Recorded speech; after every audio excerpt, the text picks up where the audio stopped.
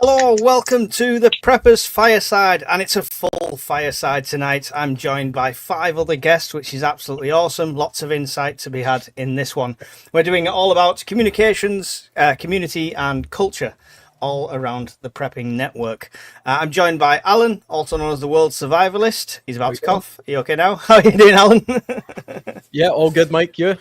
I'm excellent, thank you. Joined by Andy, the bombardier, and also the man in the know when it comes to the UFO. How you doing, Andy? Yeah, all good, mate. Yourself? Excellent, thank you very much. Good to have you here. Barry, back off holiday, looking very tanned and suave. How you doing? How you doing, Barry? Yeah, all good, thanks, Mike. Glad to be back. Not for the weather, though. Yeah, well, not surprised. And Hawkins, also known as Funky not just Hawkins. It's just Hawkins, I promise. How you doing, Hawkins? Yeah, good, mate. Thank you. Excellent. It's good to have you here. When it's comms, you couldn't resist, could you? And we're joined by Brian, also known as fucking Brian, or that Scottish bastard. How you doing, Brian? I don't need this shit. I can get insulted by better people than you, honestly. Don't lie. Don't lie. This is true. This is a cry for help. Yeah, I'm all good, mate. All good. Thank you. Excellent. Good to have you here. Obviously, it's going to be a bit chaotic with all 6 of us on here. Hawkins said evening all in 4 different chats at the same time. That was really weird. I'm talented. Yeah, it's not talented. It's bumping the messages up so I can't see everyone. But Miss Worm and the other moderators are all in there. Awesome. I'll try and keep up with you. Don't forget capital, super chats, all that. Try and get my attention if it's a question, if it's relevant. Right. So we'll start with... actually, at the end, I've got a spinning wheel ready for all the gold members on Discord, and you can win 50 quid's worth of torch. Brand new, sealed, boxed. Going to go out to one of the gold members for absolutely free. So that's going to be at the end. So make sure you stay till the end. I've got a question. You're not included, no. How no? I'm a gold member. I'm a gold member. No, you are. Both of you are off the list, I'm afraid. Oh, what? I can't. It looks too fixed. I'm sorry. Right, you're getting demonetised for sure. Time to up my game.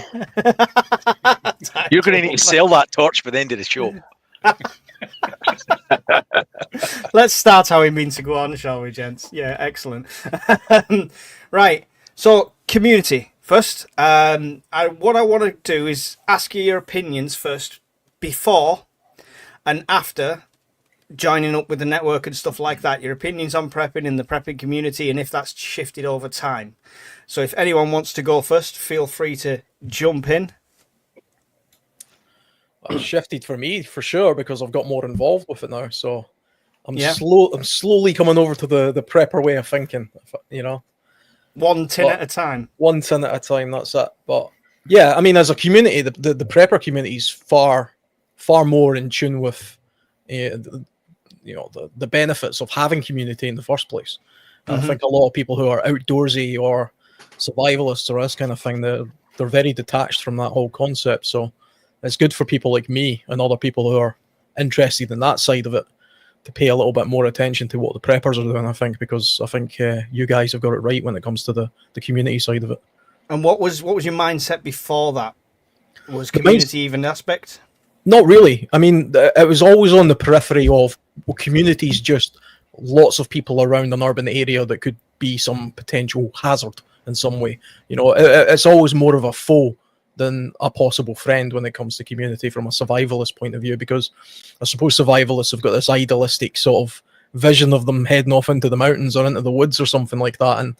And you know, in the real world, we know that's not going to be the case for most SHTF type situations. So, I mean, getting more involved in the community aspect of it is definitely the way to go, I think. And that's one of the biggest gaps, I think, in outdoor survivalism. Yeah. Andy, were you involved in community before this? Because obviously you're always going to have mates that are ex-squaddies and stuff like that. Yeah, I think that was probably I suppose maybe that was a prep community, maybe the lads I served with, because you would always keep in contact with each other, mate. You won't talk every day, but if something big happened in the world, like for example Ukraine or something, everybody would put the feelers out and you would start chatting. So I had that going for me. But I think what everyone on in the channel, mate, everyone on Discord, us six. I think what we've managed to do, which is great. I think our community's managed to normalise preppers, just normal Mhm. people. Because I think before we started doing our channels, and you started the Discord and the UK Prep Network, mate, especially the media did us all a disservice. You know what I mean? Like, it was always crackpots, and it was people who weren't really preppers, mate. They just hadn't had a hell to be honest, and they just Yeah. haven't. So I think the community that we've built now, I think we've done a really good job of normalising it and making it normal things. Not everyone is waiting for zombies. We've got different things like Brian, Power Grid. You know what I mean? And all manner of things a bit that we all prepare for. So I think that's what we've done in the community really well. Yeah, it is, and it's not like some sort of you have to follow this exact method of prepping to be involved kind of thing, which is always good. Barry, is the community, how has that changed your outlook on prepping? It's changed quite a bit since joining. I mean, obviously, you get a wide variety of inputs from all different members up and down the country, etc. I mean, obviously, with tonight's subject being comms, etc., Hawkins has pulled a blinder today, and he's helped me set up my. Remember that, Mike? That bit of kit. Yep, there you go. Yeah, so that's all set up and ready to go. I've tried it a few times earlier on, but I've got to extend the aerial. Just show that right to the camera with the logo so everyone can see it. Yeah, it's got the UK there. So we have our own Meshtastic units. I'm working with Scott from 3D Chicken. He's got a new generation of them coming out soon as well. We've been doing Meshtastic and that since Hawkins. When did we first initially sit down and talk about it? Probably last year. About a year. About January time. Yeah, December. Was it? Yeah, possibly before Christmas when you came over, mate. Yeah. So we've had a plan in place for a while, and it's took off quite well. So we'll go into the comms at the end. But yeah, it's good to see. Brian, you were a prepper for a long time, and when I first met you, you weren't even interested in being on camera or anything like that. So how's the community, apart from make you more angry and constantly clogging up our leadership chat where we're all trying to calm you down, how's the community changed you, or how do you feel about the community side of things? In my defence, I've got a low tolerance for assholes. But anyway, that aside, unless we're sat here. that's fine. These are my kind of assholes. When I started the channel, or dipped my toe into YouTube, or seen what was out there in terms of prepping in the UK, I was hesitant because in case it was negative connotations on me personally, professionally at work and everything in between. So I felt the risk versus reward wasn't there. And then the more I dipped my toe in and the more I got involved with different people up and down the country, the more I saw that there was people there wanting to know things that I could help, and they could help me in turn, because there's a lot I don't know. It opened my eyes, so it was worthwhile, and it is worthwhile. Yeah, definitely. And Snapdragon says, I love the way we all say good morning to the community each and over there every day. It's good. It is really good. Hawkins, for a man who's got about 30 child support cases trying to track him down so leaves no trace on the internet, what made you get involved with the community? You should have got tips off him, Mike. I'm not at his level yet. I'm bloody paying the bill. That's my mistake. You get caught. I got caught. Yeah, why is it different for you now, Hawkins? Because you're kind of more involved in the community than you would have been previously. Yeah, I've been in a prepper Telegram group for a couple of years previous to meeting you lot. And I've got a prepper signal group with a couple of locals and that. And I'd joined a couple of prepper Discord groups before, but the Discord groups were just silent. You'd join and there was nobody talking. And yours seemed to be an active channel. And then when you created the Discord, was that January time? It just took off, really, didn't it? Yeah. It just really took off, and a good bunch of people all joined at the same time, and the banter just flows in there, which keeps the conversation going. And as I say, if you go into other prepper Discords, and there is a couple in the UK, there's nothing said. Nobody talks about prepping even. There's nothing. It's just silence. Whereas yours, it's great, to be honest. There's a good good group of people in there with a lot of different skill sets and different different nationalities. You know, we even accommodate for the Scottish, so you know, it's nice. Yeah. It's yeah, we even let people from Yorkshire in. That's how accepting we are. So Oh, Flip it, Warriors. no, but I mean, so building community. I mean, I was doing flying by the seat of my pants, and luckily I had all you guys to like help me along the way and guide me and stuff like that. So it was kind of been a group effort. But building a community within the prepper network is difficult. This is just open ended to anyone who wants to join in the conversation. Because people want OPSEC and people want to be hidden and secret squirrel and stuff like that. So I never expected it to take off as much as it has. I think people are more open to the idea now. Yeah, Yes, definitely. but I Yeah. think, personal opinion, the people that are more open to it are the people that are fresh into prepping. The longer people seem to have been stuck in their tunnel of prepping, their idea, it's my way is the only way, they're less flexible to change, and that's not always good. Doesn't mean that they're wrong. I don't think it's always the best way. But you find that people that are new to prepping, that join the Discord channel, that ask for advice, they're chatting away, they're offering advice and suggestions. It keeps it fresh, it keeps it flexible. So I prefer that. Yeah, yeah. I think there's been more things have happened in the world in the past 5 years as well. That's changed the mindset. That's increased the number of preppers in general, right? Yeah. Oh, you're going to say something there, Andy? Sorry. Yeah, I was going to say, mate. I think us doing the Firesides, mate, has taken the chains off, mate, with the OPSEC piece. You reckon? Yeah, because how many of these, mate? How many live streams is on where you can interact with us? You can interact with us on Discord every day. You get to see our faces, except Funky Prepper. Sorry, Hawkins in the middle. So I think, mate, that helps dispel the whole OPSEC thing.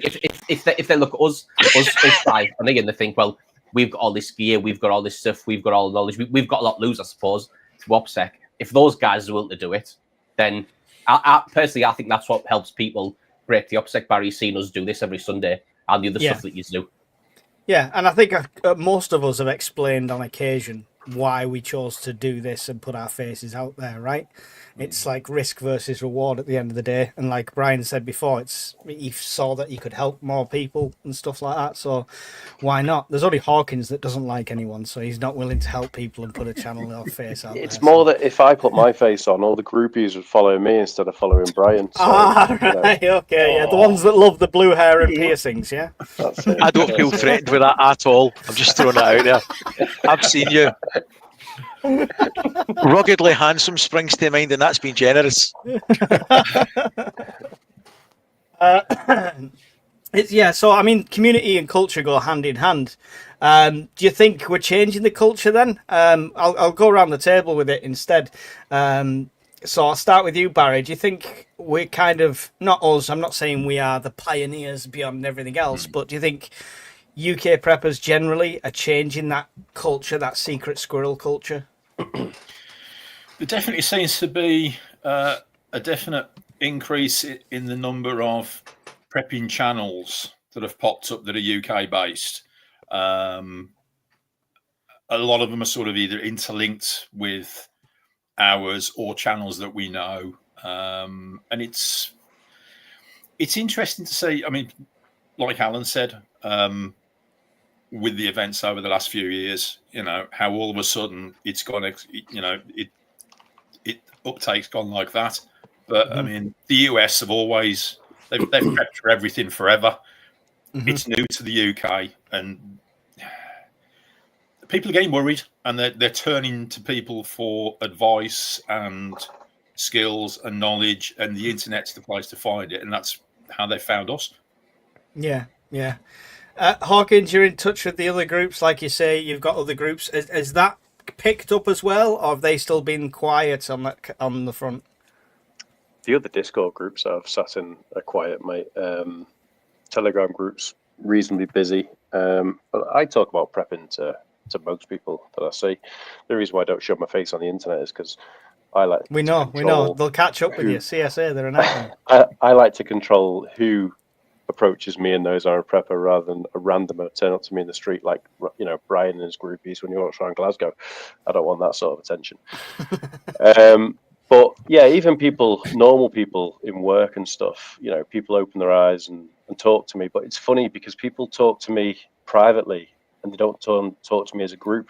So I could be talking to a group of 8 blokes at work and they'll listen along and, you know, blah, blah, blah. And then people will talk to me separately and they'll be like, oh, so you're talking about that? What would you think about this? Or when the Spanish blackouts were happening, oh, I've been talking to my missus and we're thinking about getting this, this and this. What do you think about this? And, you know, it's all a little bit still on the private side. They don't want to talk about it in public quite as much yet. But I think those barriers are breaking down slowly. Yeah, definitely. Brian, do you see a culture shift on prepping in the UK? I mean, I know it's a long, slow burn and it's still a minority. But do you see it shifting with the stuff that's going on? I think it's in a three-way branch at the moment. You've got people who aren't interested yet because it's not hit them as an urgency. They're not motivated enough yet. They've went down this path. Mm-hmm. You've got us kind of in the middle that try and do a healthy mix of bug in, bug out, and embrace different things. And then you've got kind of, I'll call it older school, but my way or the highway. The first time there's a flicker of a light bulb in your house, they're running out the front door with an axe swinging out a Bergen, and they're making squirrel sandwiches. And if you don't do that, then you're wrong, right? There's got to be room for everybody, and that's between people that aren't quite there yet, that they feel they need to prep. Where we are, we think we're doing things the best we can, and then let's run for the hills and murder a squirrel. Bear Grylls. I think that's where we are. The way you said that, it feels like stepping stones. Does that mean we're all going to end up at that level, or? I think we'll come to an accommodation for the most part that everybody will be kind of in the middle, hopefully. But you'll always have somebody that thinks, well, my way is the best way and that's what I'm going to do, and that's fine. And you'll always have people that say, well, I don't believe I need to prep at all, and that's also fine. Because everybody's entitled to do what they think's best. I hope that the middle path that we're trying to go is the one that wins. Yeah, definitely. And I think we're doing all right. I think community will strengthen that as well, especially when people start to look at the zones and do local meetups and have people in their area. Because it's all right, us 6 thinking, oh, together us 6 would survive anything, but we're scattered across the entire country. There's no point. Unless a disaster strikes at a prepper meet, it's very unlikely we're all going to be together at that point. So building that community is great, because the more people we find out, I might have 2 or 3 near me that could be assets, you know. So we'd have been stuffed at the prepper meet. The power banks were floating, the tarps were blown in the wind, and Hawkins technically caught fire. We are not a good example. we survived it. We survived it. Nearly catch fire, Brian. Yeah. It was an arson attack. It was an arse that did the attack. Oh, that looks expensive. I'll set my stove up 3 foot away from it. It was a good 2 meters at least. It was fine. And it was a tiny rocket solve. The flames aren't going to jump that far. I was Just too you don't enamored with his understand bucket. how fire works, you know. I didn't like your bucket. Oh, there's a C300 power bank. I'll just fill that with water and throw it in Hawkins' flaming 10. Never let this shit go, do you? Never let this shit go. No. But this is community. This. Harry, Yeah. what percentage battery was your Meshtastic node on today that you bought off Mike? It was actually at 33% still. That's bloody good for him, isn't it? And how long have you had it, Barry? Yeah, but I hadn't turned it on since you gave it me. Yeah, exactly. But it does drain life. It was about 70-80% when I give it him. So Was it fuck? yeah, it was. I didn't charge it up Not so we at could all. test it there and then. Don't give me this. Don't give me this. It worked, and that's what It matters. works. It works. It That's the works. main thing. So yeah. Right. Apart from preppers mostly being a bunch of twats on YouTube, Andy, what do you think of the culture of prepping in the UK? I think I agree with Brian, mate, on the 3 branches where people end up in, and I think there's a lot of, especially UK channels, mate, are a lot of ego without substance, and I think if you end up on one of those and you want to get into prepping and you realise it's a load of waffle, and when you ask a question, you get shot down or ridiculed, you think, well, I don't want anything to do with the prepping community. And I think it's purely potluck, mate, which is why I think the Discord, like Hawkins said, mate, the reason why that Discord flows so well is because there's no egos in there. And people can ask questions without getting ripped apart. And I think that's why it's massively potluck, mate, who you manage to find, whether it be on Facebook or YouTube or whatever. And I think that's why the community that you started, that everyone in the chat and everyone's helped build. I think that's why it works so well. Because like I say, there's no egos and everyone's in there to learn, and everyone's willing to shout out with, "Oh, this might work. I'll do it this way." Well, I'll do it this way. So I think that's why the community, mate, works so well. Yeah, and it's having that willingness to learn. Even if you're like, in your 70s like Brian and you think you can't learn anything new, you're still willing to learn, sort of thing. What's that you say, Sonny? Didn't quite catch you there. I've got to claim you're in your 70s, because when you say something offensive, I could just say, he's from a different generation, it's fine. He's old. Just leave him wallowing in Get off shame. the floor, Brian. Stop looking up a skirt. He's old. Hell, there's no need to be hasty about it. Come on, let's... Alan's thinking, a community I regret joining now. But you're stuck, Alan. You've booked on the prepper meet. So, culture-wise, how does it differ from? I mean, I assume survivalist community is very singular. It's not very community-driven, I would guess. Aren't they all nudists? Yeah. Well, some of us. But that's why we like being in the woods by ourselves. What else are you going to do? Just picture Hawkins is sat there naked in his office with a gin and tonic while he says that. Are they all Do we have to? It's not all spoons that are out there whittling, It's a squirrel I feel sorry for. All he took was a sleeping bag and a roll of gaff and tape. Get on track, quick, get on track. Sorry, go on, Alan, sorry. Do you know what I like about this kind of community, though, or the kind of community that I've seemed to have stumbled into here, is the normalization of it all. It's just prepping isn't about having warehouses full of food. It's also just about knowing where your stopcock is. Your gas valve. You're preparing for the storm that we just had there and taking it a little bit more seriously, putting a few things in place. And it might be a UK thing, that it could be this could just be the sort of UK way of doing it. And like Andy was saying, the people who have traditionally done it, the kind of egotistic type people who have, I don't know, maybe they're just, that's their thing. It puts a lot of people off. Whereas you watch something like this and it's a lot more casual, it's a lot more normal.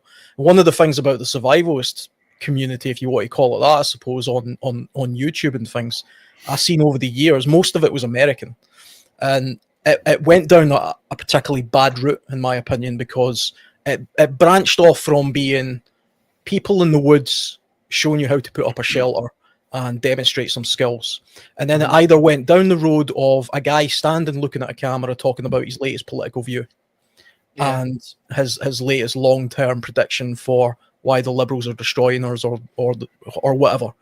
And it didn't seem to have any real relevance, though, because it was just that day after day, and they kind of got away from the original thing. And I mean, and the other thing as well, this is particularly an American thing as well, is like the over militarization of the survival community, or their version of the prepper community. It's fine being in the military and things like that, or the law enforcement and stuff, but it's not a prerequisite. And to be honest, the more militarized I've seen it, guys stand with AR-15s talking about what they would do when the government turns on them. What has that got to do with anything I'm likely to do in life? Nothing. And it's so far away from the reality of what 99.9% of people are likely to encounter. It lost relevance. And it was a bit of a race to the bottom, because it wasn't good enough that these guys were like in the Marines. Suddenly they're all Navy SEALs or Green Berets or something. You know what I mean? You had to, they were outdoing themselves, and that became their badge of honor. It became I know what that guy says, but, I'm Delta Force, so everything he says is irrelevant to what I say. And survivalists fell into that trap in America, I think.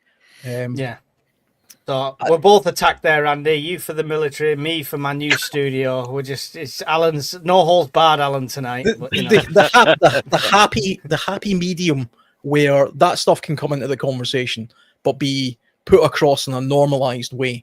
and not the I'm a Green Beret, so I'm going to tell you exactly how you survive in the woods, even if that's got nothing to do with anything they ever did in the military or the police force or whatever they were in. You know, it's one of those things. And the political stuff as well. We talk politics because politics is important to prepping, because it's part of forecasting what's going on in the world. But do we really want to just stare at a camera for 3 straight hours talking about Trump? Probably not. And what's that really got to do with prepping? You know, that it hasn't really. Yeah, I just got a message off Mad Chick Acres, aka Chef Tech. He said, "Yeah, great. Attack the Americans while I'm not there to defend us." Listen, we're not attacking. If it wasn't for the American preppers, there wouldn't be a movement over here. It's kind of knocked on, and there is good American preppers. I think it's just different. It's different, and we recognise the difference. That's why we're catering more to a UK audience, maybe a little bit European as well. But we're very UK centric for obvious reasons. I think that's why UK channels are smaller as well, because there's a lot of UK channels that literally went, "Oh, there's an American prepper template, bang the stamp, put a British flag on it, and I'll just do that." And people got disillusioned with it because it's not realistic. But they got the followers because they attract an American audience as well. Whereas somebody who's catering just to the British people, it's such a niche here that, you know, you're only at a certain level always. So, but yeah, honestly, Chef, we're not having a go. We're not having a go. You're welcome on the open. Oh, Ration Nerd's in here as well. They're ganging up. Ration Nerd in the house. I was a prepper way before prepping was cool over in the USA. I have no doubt. Hi, Ration Nerd. Ration Nerd's awesome. Go and check out his channel as well after this. He uploads every Sunday, so you can watch Ration Nerd's latest video, have a break, have a cup of tea, come back and watch the Fireside. It's a great schedule for a Sunday. Yeah, okay. I mean, I don't know much else to say about the community. Anybody got any community points before we move on to comms? Because I can feel Hawkins twitching to get involved here. I've had my hand up for 10 minutes. Up what? Who's a lucky man? It's you, Brian. Only in your imagination. You leave Kermit the Frog alone. Right, okay, yeah. So I mean, yeah, as far as the community goes, it's excellent. Anybody that doesn't know, anybody who's tuned in for this for the first time, where have you been? We do all our community stuff on Discord. We tried an experiment called Facebook. It was a bad experiment and we left it. So that is not us anymore. We are just Discord and our respective YouTube channels. All the guys on here have a YouTube channel. All the ones that you could see have a YouTube channel. So and they're always linked and stuff like that, and so do many of the people in the chats as well. So you want to get involved in the community, please come on down. And one more thing, guys, Alan, you booked on the prepper meet? Yep. Yeah. Andy, you're going to the Scottish meet, aren't you? Yeah. Brian? Yeah. And Barry, you're on? Yep. Hawkins, are you risking the tent again? Yeah, I'm nodding, mate. Yeah, I'm not. So all 6 of us are going to the meet. Somebody put a comment before. Was it Polonium? I think it's gone off the screen now. But Polonium said basically it's going to be one of the biggest meets in the UK when we get there. So don't miss out. Miss Worm has posted the ticket link in there to get your tickets for it. So 3 nights of camping, not 2, because it's a bank holiday weekend. And we're generous, you know, for a bargain price in the summer. Right, comms. We'll start with what people already have. So, Alan, do you want to start us off? What have you got? We're just going to go equipment-wise at the moment. What have you already got comms-wise? Not very much, to be honest. Excellent. Andy, what have you... I'm sorry, go on, Alan. You really could just move on from that point there, because comms, I think I've said this previously before, it's the least thing that I paid attention to most, because as somebody who spends all these times hanging out in the woods, who am I communicating with? Nobody. It's entirely sort of a loner type enterprise, that kind of thing. So other than comms with my immediate family, the traditional ways, it was never something I considered until only the past couple of months and speaking to you guys and stuff. So I've looked into the Meshtastic stuff and things like that, and that's where I'll probably be going. I can't see me having CB radios and things, but I'll definitely have some sort of outside off-grid communication system. And so what I'm going that is, there was nobody in your life you wanted to talk to, outside of your family until you met us. Well, I mean, who would I be speaking to? This is the thing. It's survivalists are so so buried away in their own thing. They don't speak to each other. That's why you don't That's see the- any really big survival channels. That's apart from. But that's people the who two C's, don't- Alan. Community is nothing without comms, and comms is nothing without community. The two go hand in hand, or they don't work at all. Mm-hmm. Definitely.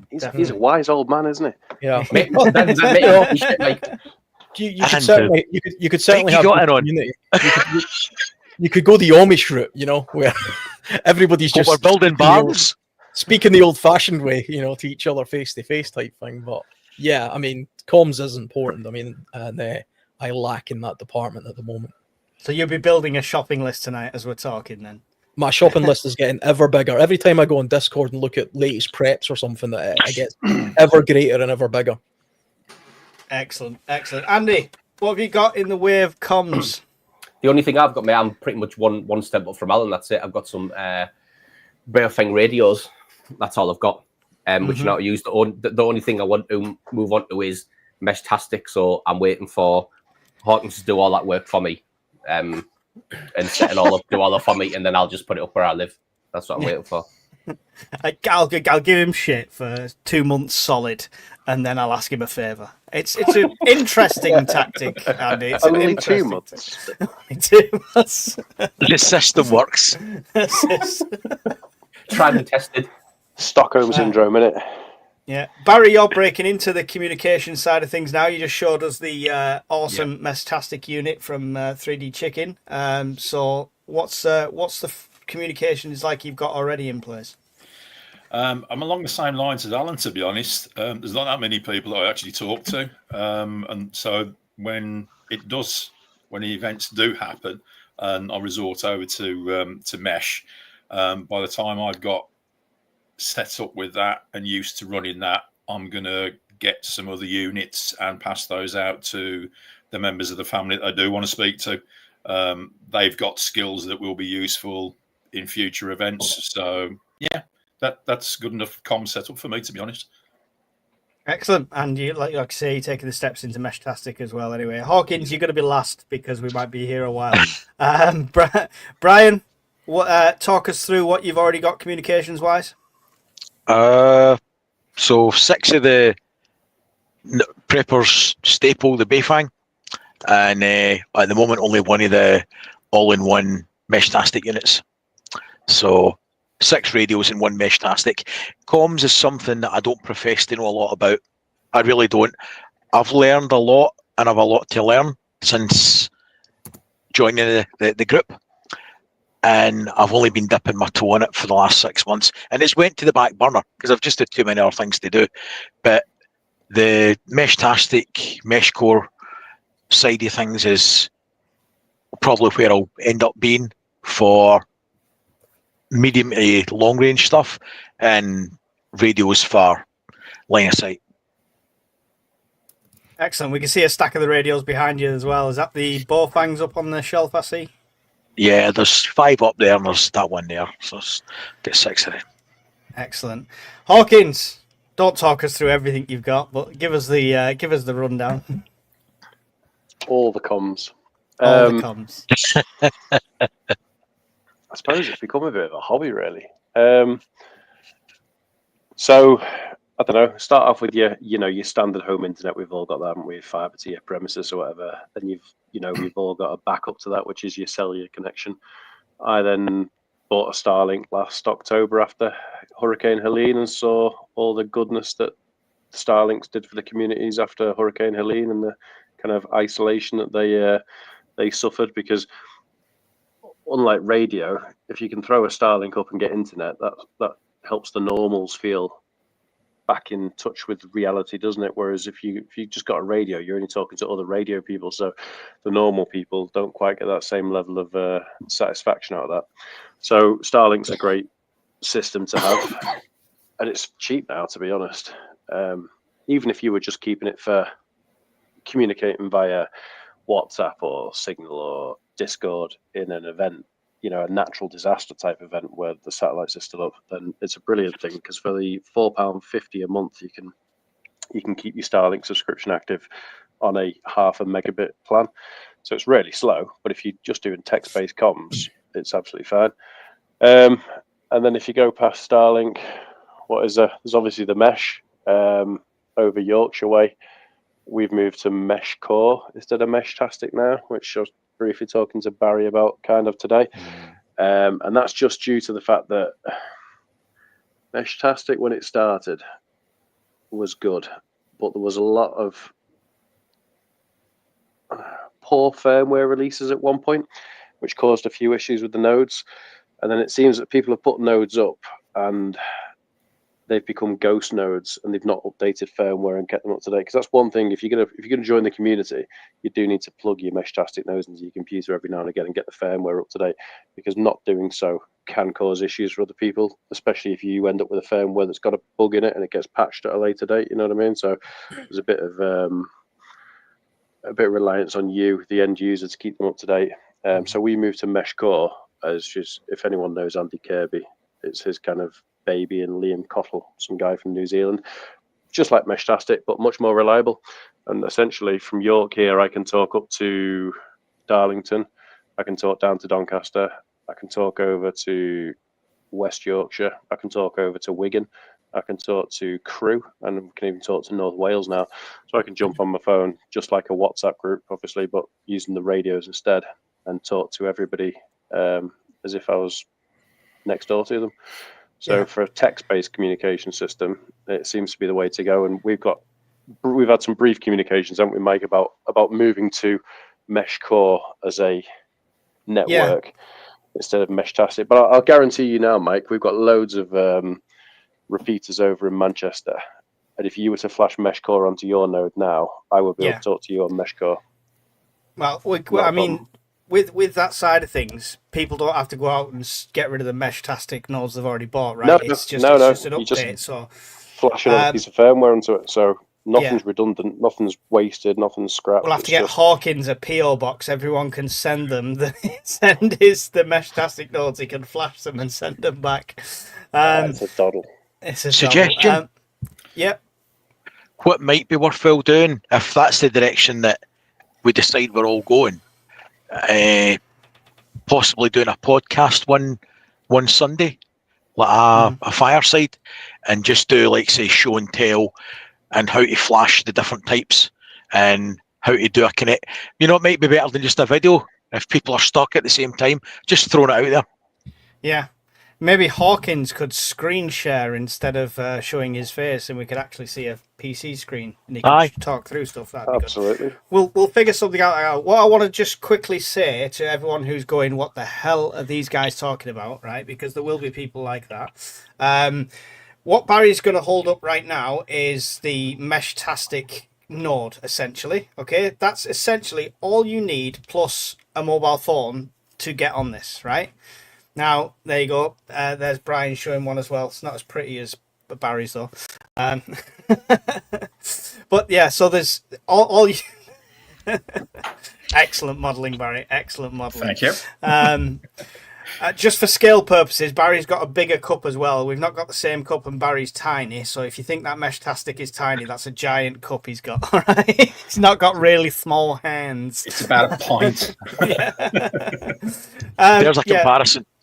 There you go. There's a good example next to the little Baofeng there. So it's a node. Once it's set up, you've got it. You have your aerial in a decent place. You can have extenders. You can have it. You've got one in your loft, I believe, Hawkins and stuff like that. So it doesn't necessarily have to be outside the building. That's just leave it alone. Then it'll be on power. It's fine. And you're using a text messaging app basically on your phone. Super simple. If you can send a text, you can use it. All right. It's got almost like a chat room, which should be unique to the Prepper network, and you could send a message within there. So there's all sorts of ways that you can get involved, and it's not really high tech. When people start talking about it, it scares a lot of people, but it genuinely isn't. You're buying a single unit, you're syncing it to a phone. If it's for SHTF, do like me. I've got several phones, older phones, that sit in a box. A BlackBerry's great for it. Sit in a box, and you can then sync them to it if it's in the Faraday cage after the fact, so you've got an emergency setup there as well. So that's what we mean when we talk about Meshtastic. We've been doing it like for what, nearly a year now, and so it's getting fine-tuned, and Meshcore seems to be the way we're going. And we will release to the network a new communications plan really soon, when I can go and sit down with Hawkins and just cross some T's and dot some I's on that. I guess I was just going to say, see the low tech sort of aspect of Mesh. I'd never heard of Meshtastic until I joined, the Discord group and started looking into it that way. Before I heard about that, the only other thing I'd came across, my way, and the sort of survivalist type stuff was something called SOTA, which was, I think it's like a club in the UK of people with, high frequency type radios or whatever, and they basically summit mountains and then talk to each other. It's called Summits on the Air, isn't it, SOTA? So yeah. Bunch of radio geeks like myself will hike up to the top of a mountain with your radio and your batteries and blah blah blah, and then start playing radio. So you can do it at HF for your international stuff, or your long distance regional, but mainly for like VHF comms. And they'll basically try and get a massive log in the book and get as many contacts as they can. But because you've got such a high vantage point and you've got your line of sight on side, because you're at 1,300 meters high, you get a great takeoff and you can get your comms out 50, 100 miles. Yeah, I remember the guy pitching it to me at the time, who was involved in some survival type stuff. And, he was saying it's a great opportunity to have something because it gives you an excuse to go to these remote places. And if the world ends, we'd all be able to speak to each other type thing. But when I took a look at the equipment, you need bipoles and, radios that cost £900 or whatever, and little packs. And it looked very complicated to me. I would have got my head around it eventually, but I've got enough hobbies. I don't need to be spending thousands of pounds on some other hobby. So when I joined the group and I first started seeing the Meshtastic stuff, that's probably more up my street, and probably more up most people listening to this street as well, I think, because it's a home base type comms. You can use it from your car without much effort. You don't have to climb a mountain. But you did. Didn't you climb a mountain the other day, Hawkins, to get another node up? We actually abandoned ship, mate, at the last minute. Did you? It wasn't because of the weather. It was because the place that we planned to walk from, I won't say where, it was basically as close to the mountain as we could get it with this 20 kilo node. But it's closed on weekends. So they closed the road off that leads round this reservoir and over to like this close place. I say close place, it was still 2 or 3 mile away. So you'd have to park your car an extra 4 or 5 miles back. So we basically just said, screw it, we'll try and find another vantage point to do it. So it's back to the planning stage. Is it a military training area? Because sometimes they open them roads and close them off at weekends when they use. No, it's not. I think it's because it's kind of narrow roads to get to where it needs to be. So they close it on bank holidays and weekends. And my mate only found out on that morning. He found it on Facebook, which I don't have.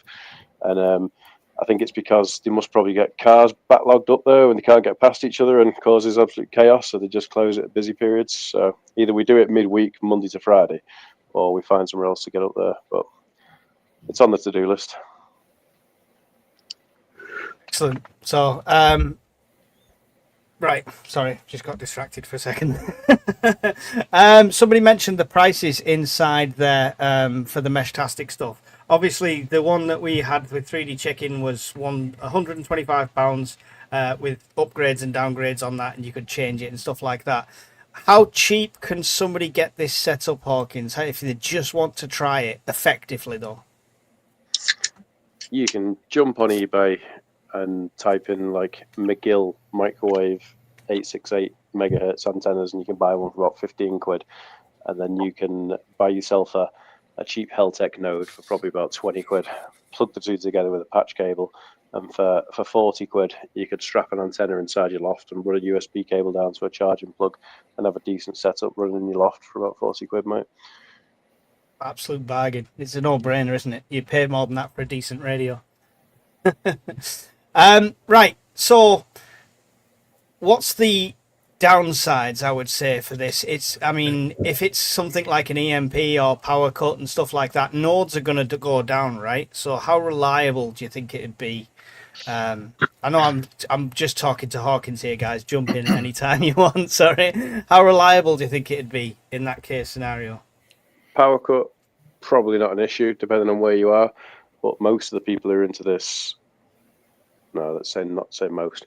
A lot of the people who are into this are similar mindset to ourselves, and they solar power them. And the ones like my ones that are up on hilltops are all solar powered, and they've been sitting up there for 2+ years now, nearly 3 years for some of them, and they're still running. So power cuts, not an issue. EMP, yeah, you're knackered unless you've got some sat to the side. Kane's just said there, the problem is how fast technology is moving. Soon mesh core will be outdated. And he's saying ham and CB for me. It does feel like radio's that timeless classic with stuff like this. People know it. I know you've got to take an exam if you want to broadcast and stuff like that, but people generally know if I press this button and say words, somebody's going to hear it. So, I mean, I would disagree with that. Go on. And I'll say why. So the generation that's coming up behind us, they're comfortable and competent with their thumbs sending text messages. They can do it without thinking, and it's their comfort zone. Now, if you go back a couple of generations when radios were the thing, and they're still in use as a thing now, the price point for radios is here. You know, decent radios with long range is here. The technology... Your hands off the camera, do you know that? So you're saying it's here. The technology's there. The price point's there, right? Yeah. The understanding how the waves propagate through the ionosphere and different things and how to get the best out of the system is also there, in my humble opinion. And I'm not a radio expert by any stretch. Feel free to correct me, Hawkins. That's where I see it. But with the mesh core stuff, that it can download a file and can switch on something, they're there, and so's the price point.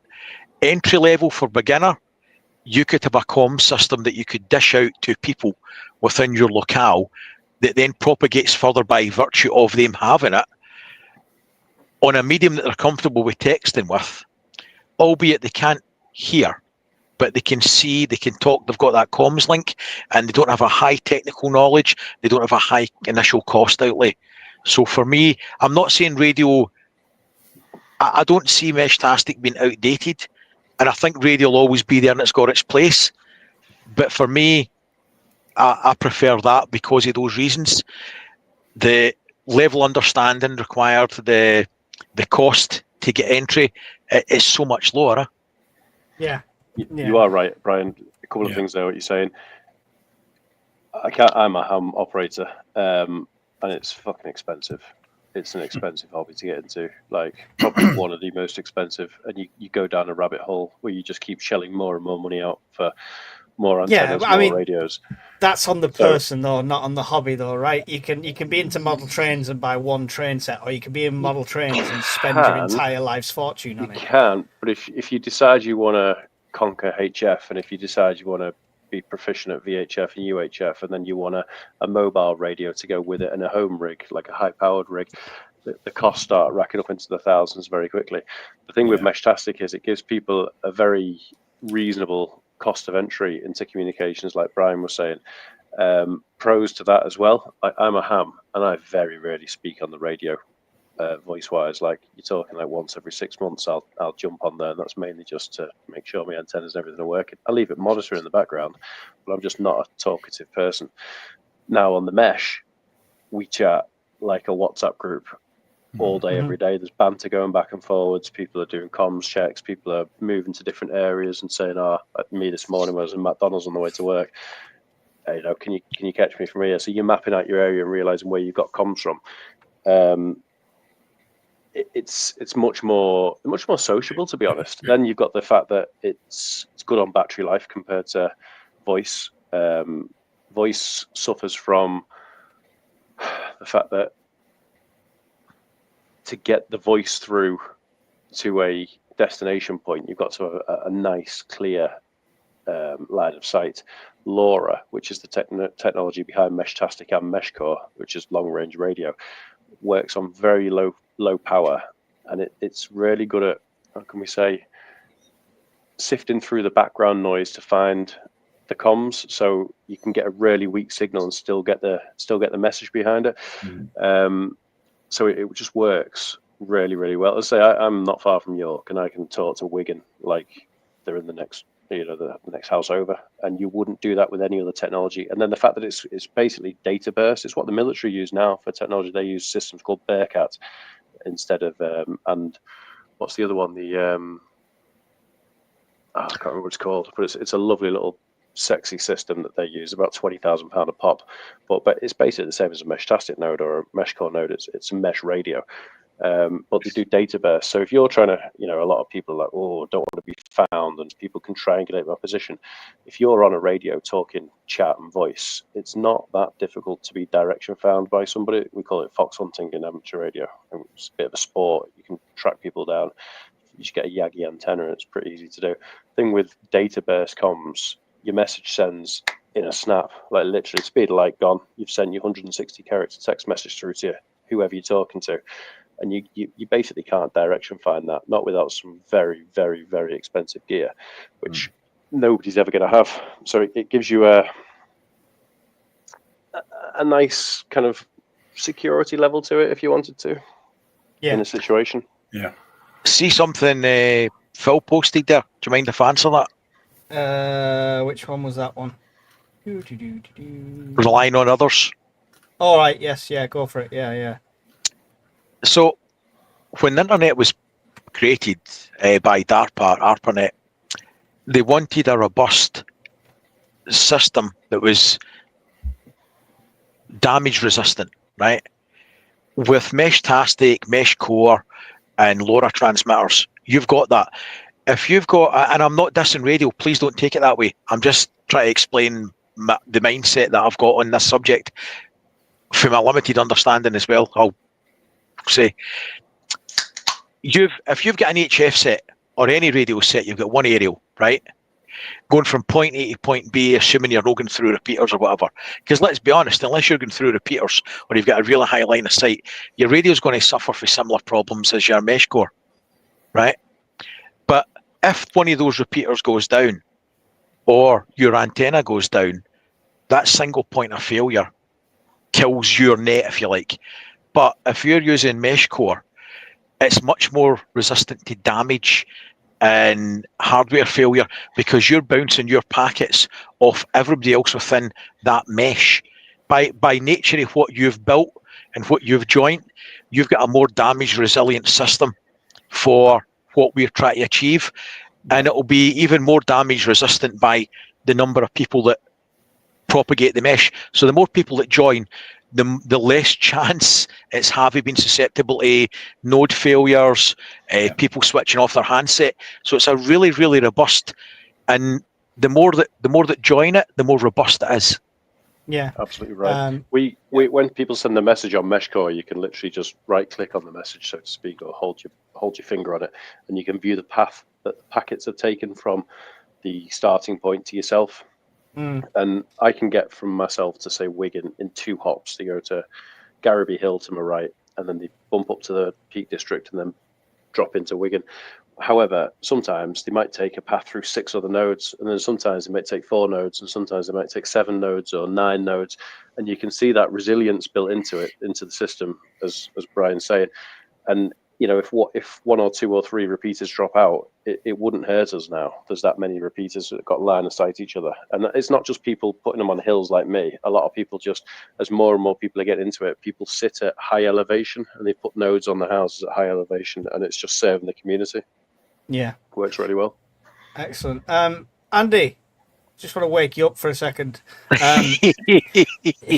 Bombs! To be fair, mate, I went on Google Maps to find out where Garraby Hill was to try and find Hawkins.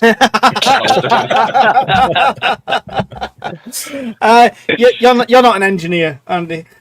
So with this side of things, you just listening to like Hawkins speak and stuff like that.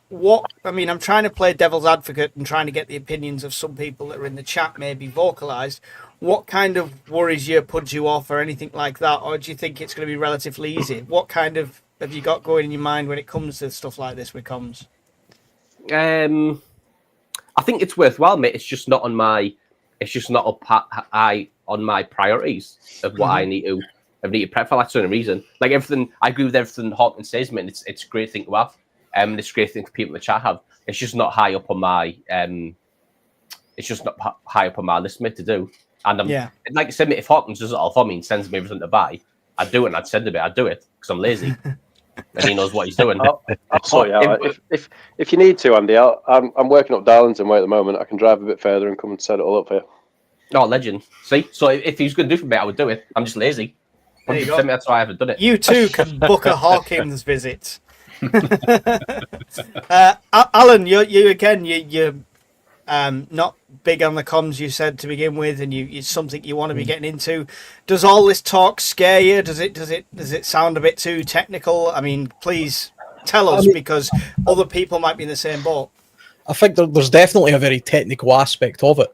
The thing about this kind of communication to me is, from my point of view, the first thing I wanted to do was get the actual network started first. Network with people. I mean, on Discord, on YouTube, guys like yourself, because then I have people to speak to.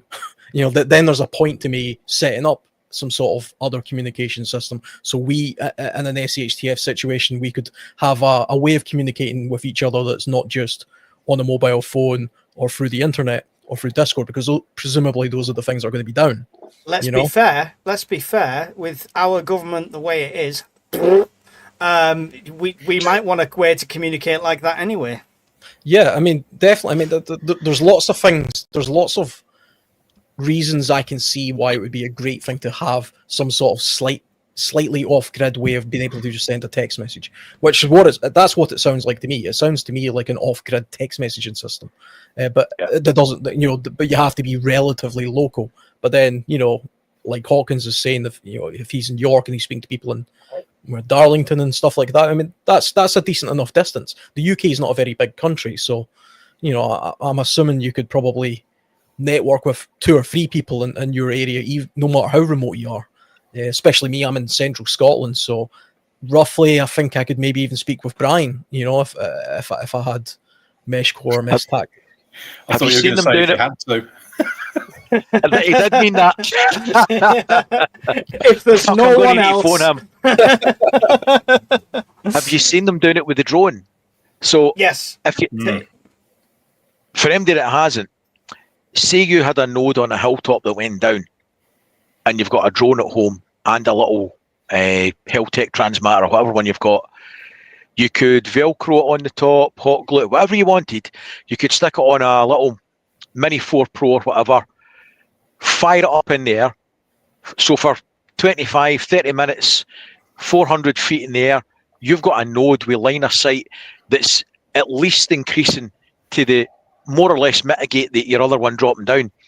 So you have got a robust comm system that you could put a temporary solution up for as long as you've got battery capacity in your drones. You could create in an instant that node above your head for everybody else to piggyback off of. So from a prepper comms point of view, I think I'm annoyed because when I started looking into it, I was all pumped up and excited, and I've just had so many things on this year that I couldn't delve as much as I wanted to. Too many but holidays, I think it's it's a hard life, isn't it? Disney and then cruises. It's really difficult. I mean, you guys almost have the same problem as Brian. This is what a stressed person looks like. We've got a guy in our mesh group who's even he took an idea from me that he had by himself. He'd not heard it from me. But weather balloons, and tied a couple to weather balloons and set weather balloons up. And again, if you set a weather balloon up, it rarely gets out. When I jetted over to wherever it was, Canary Islands the other month, I took a node and stuck it in the airplane window. And I was getting 700 kilometers out towards Portugal and Spain and stuff as I was jetting past. And me. So that was, yeah, and you. Oh, that was from the satellite messenger, wasn't it? Gotta test that out. But yeah, it's if you can get height with a mesh sort of device on LoRa, height is might. And if you can stick a node on top of a mountain, or somebody lives in the local hilltop and you can get them to put a node on top of the house for you, or a pole outside, you'll get your comms out for. I wonder how long it'll be before the government try and restrict this. Can't have people talking. It sounds like a drug dealer's dream. This, you know. Yeah, It sounds like you could put free speech on there or anything, and nobody would be able to see or control it. You know. it runs on 868 megahertz, which is the ISM band, Industrial Scientific Medical, and it's a free band, unlicensed space in the UK. And it's used by the utility companies to take readings from smart meters and water meters, and zappy car chargers use it to communicate with the control station. It's basically anyone can use it. It's just got power limits on it and a duty cycle. So it's meant to be, I think, 10% duty cycle. So you know, 10%. Is that why Brian keeps sending me his meter reading? Yeah, that's it, mate. It's going in reverse. It's the Wild West, really, Alan, that it could never really be blocked now, because if it was blocked, it would cause absolute chaos for so many systems that are in play out there. So yeah, I mean, it reminds me, because I heard something recently on the news that there are some people with old electricity meters that rely on a radio signal. Yes. And Yes. and they're turning that off. And they think that's going to cause a problem. I don't know anything about radio, but I can just imagine if there's a frequency band out there that's, can be controlled or turned off or something like that, if it's seen to be redundant or like used by crazy people like us and drug dealers. They need to jam it, and they need to jam it everywhere. So they need to have powerful transmitters blanketing enough area to kill the bandwidth. we haven't got the power on the grid to power them. It will cause chaos with that many systems that it wouldn't be practical to do. Yeah. Say you're the bugging out scenario, and you've got a couple of families, and you're bugging out into the hills or whatever.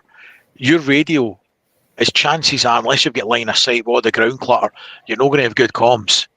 However, if you've got your little hobby drone with you and everybody's got a mesh core, you could fire it up, giving you instant coverage and be able to talk to everybody for miles. And also, you'd be very little issue getting direction found on it as well. So it's for all things to all people. It's quite exciting, actually, quite nerdy. I like it. You're right, it is quite nerdy, but anyone who's like a bit tech phobic, we've had people that didn't know how to use Discord when they first got on there. It can be relatively simple as well. It can be it can be relatively simple as well. Barry, you're just setting up for the first time and stuff. Is it boggling your mind, or is it relatively easy, do you think? I decided I was going to bite the bullet and go down that rabbit hole. And as I say, Hawkins has taught me through setting it up over the Discord this afternoon inside a couple of hours, and that was just setting it up. He said basically now it's a case of just getting used to actually using it.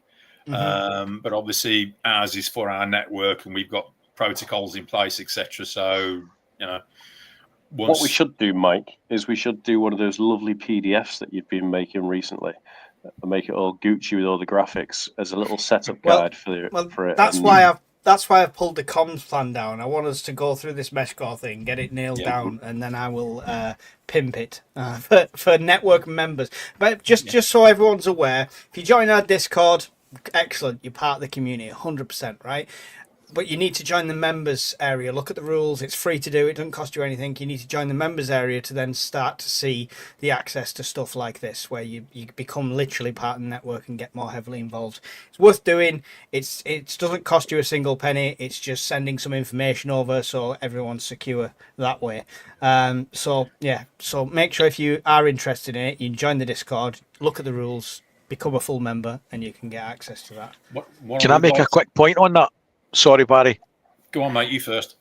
See, when you said that it's free to join, somebody had posted something on one of the lives the other night saying, when we were talking about Discord, he insinuated that the only reason that we're trying to get people to go on Discord was for financial reasons. I'll tell you right now, that's a crock of bollocks, and nobody has to pay a penny to join Discord in the member section. Not one fucking penny.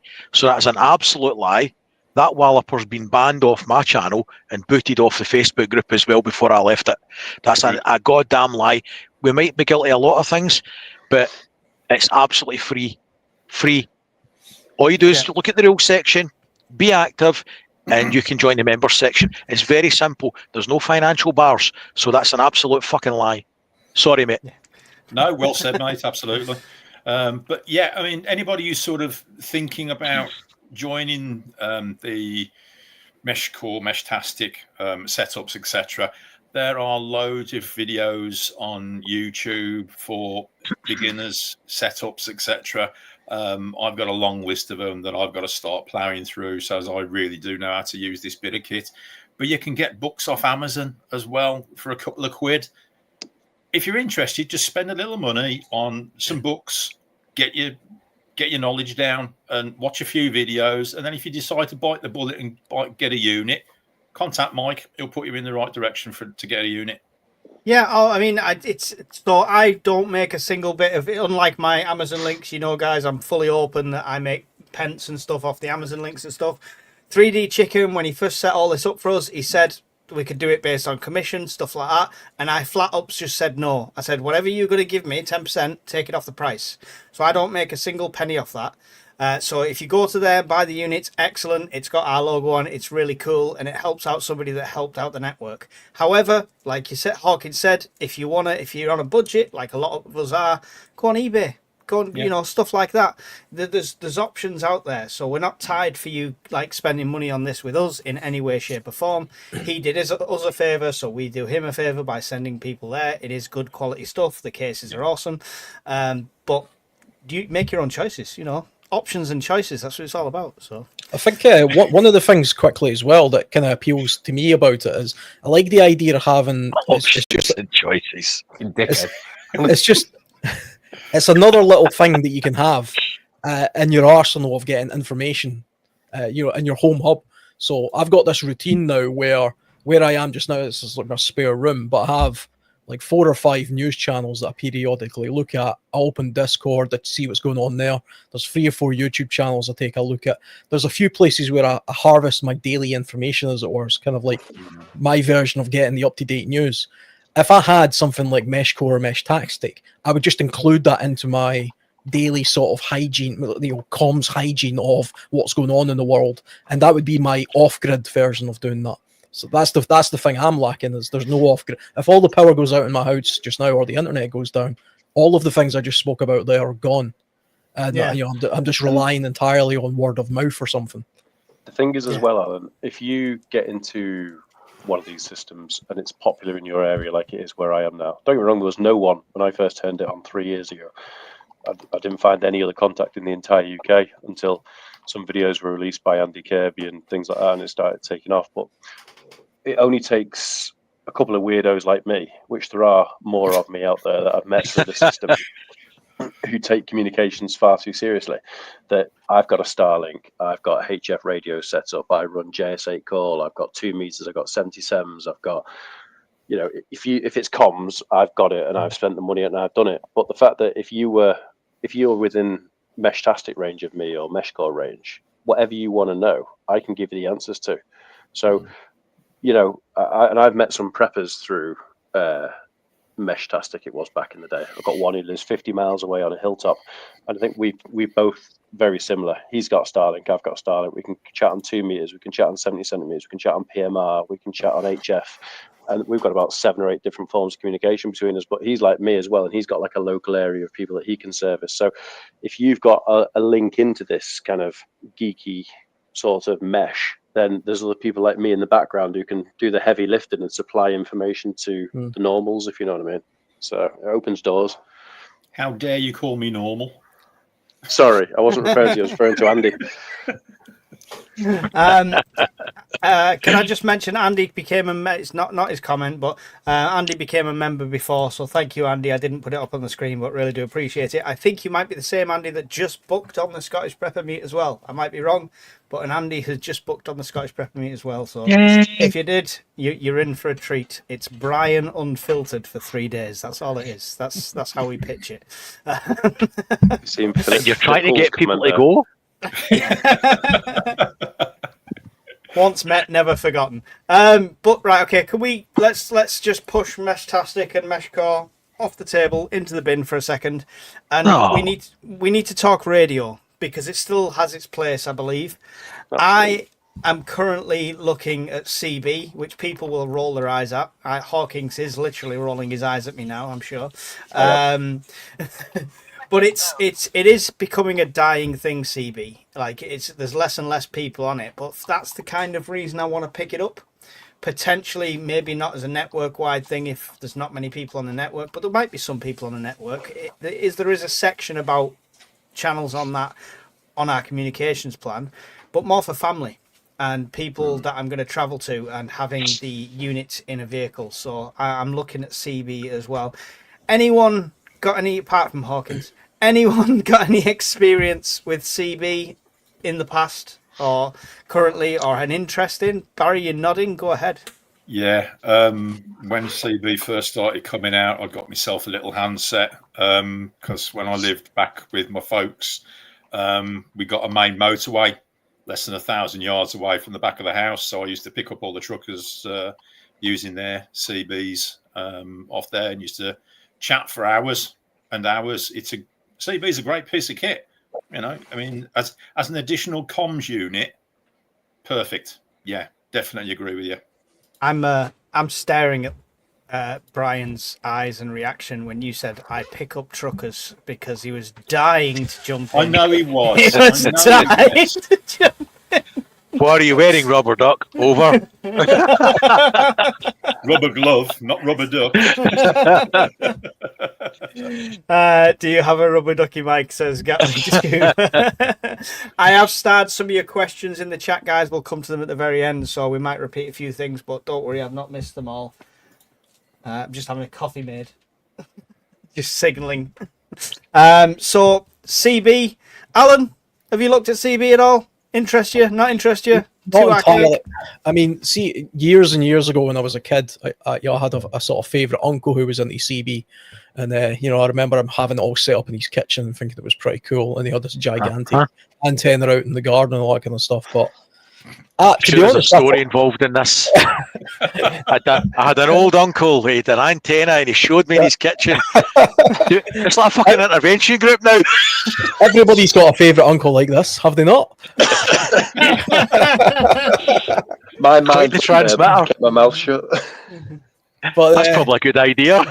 No, I mean, see, other than that, I actually thought CB had kind of disappeared. I thought that was something that truck drivers generally had. No, it hasn't. Nobody else had it. But no, not much experience at all. Go on then, Hawkins. Why not CB? Why are you rolling your eyes at me? Thank you. I'm not saying not CB. I've got a CB. I've never once in my entire life heard anybody on it. Which again isn't necessarily a bad thing, but it's 27 meg, isn't it? It's a bit more ionosphere dependent. It's low wattage. If you chuck a big amplifier on it, CB operators in America sit there pumping kilowatts into it illegally and boom signals out over to the UK. So I'm not saying no. I'm just it's not my preferred choice. It's not my alternative. It's not my contingency. It's not my emergency. I wouldn't even bother. He's saying it's shite, Mike. Read between the lines. If you want a license-free band to use, I'd go PMR. But PMR is PMR more restricted on range than CB? Technically, because it's UHF, so it's line of sight, versus CB is HF because it's 27 megahertz, so it can bounce off the ionosphere, but with such low power as your standard units, having the right sunspot conditions, like we're in solar maximum now, as we go to solar minimum, CB will become next to useless. Plus the thing with CB is it's all, antenna length, isn't it? It's all about length. So if you're on 27 megahertz, your antenna's got to be a lot longer than it has on PMR. So fucked. Yeah. Such is life, Brian. Such is life. Once again, God, you have shit in me.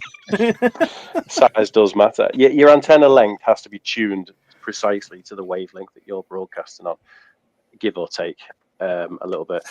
And the closer that antenna is to the specific length that's required, the better your SWR, so you can project your signal further and better. You get all the power out of it instead of bouncing it back towards your radio. And when you're in the HF bands, it's difficult to find space to put those sorts of antennas. It's much more difficult for a mobile rig. Like if you put a CB antenna on your car, it's freaking huge compared to a PMR antenna. Well, that's what it looks cool. Yeah, absolutely, mate. Yeah, cool as. Yeah, mate. Horses for courses. If you want to give it a go, absolutely give it a go. I'm not going to discourage you any more than I already genuinely, have. A few people in the chat have come on here saying like it's both ham and CB are booming. There's been a resurgence and stuff, and I've noticed a couple of CB channels that have said the same thing. It's kind of picking back up. I don't know what that resurgence is down to. Maybe the cost of phone bills. might be the fact we're in solar maximum. So once you drop in solar minimum, it'll be much more difficult. So show of hands. Sorry, Hawkins. Who's done the license for ham then? Who's got a ham radio license here? Hawkins' hand is up. I heard him shuffle on his chair. This is the problem. This is the problem, because one of the things I preach, and I think a lot of you preach the same thing, is test your shit. Yeah, you don't want to be learning when it hits the fan. And with ham radio, you can't really do that technically without a license. So is that not the biggest blocker there, Hawkins, for a lot of people? Yes, and that's why you should all go and get your ham radio license. It's dead easy to do.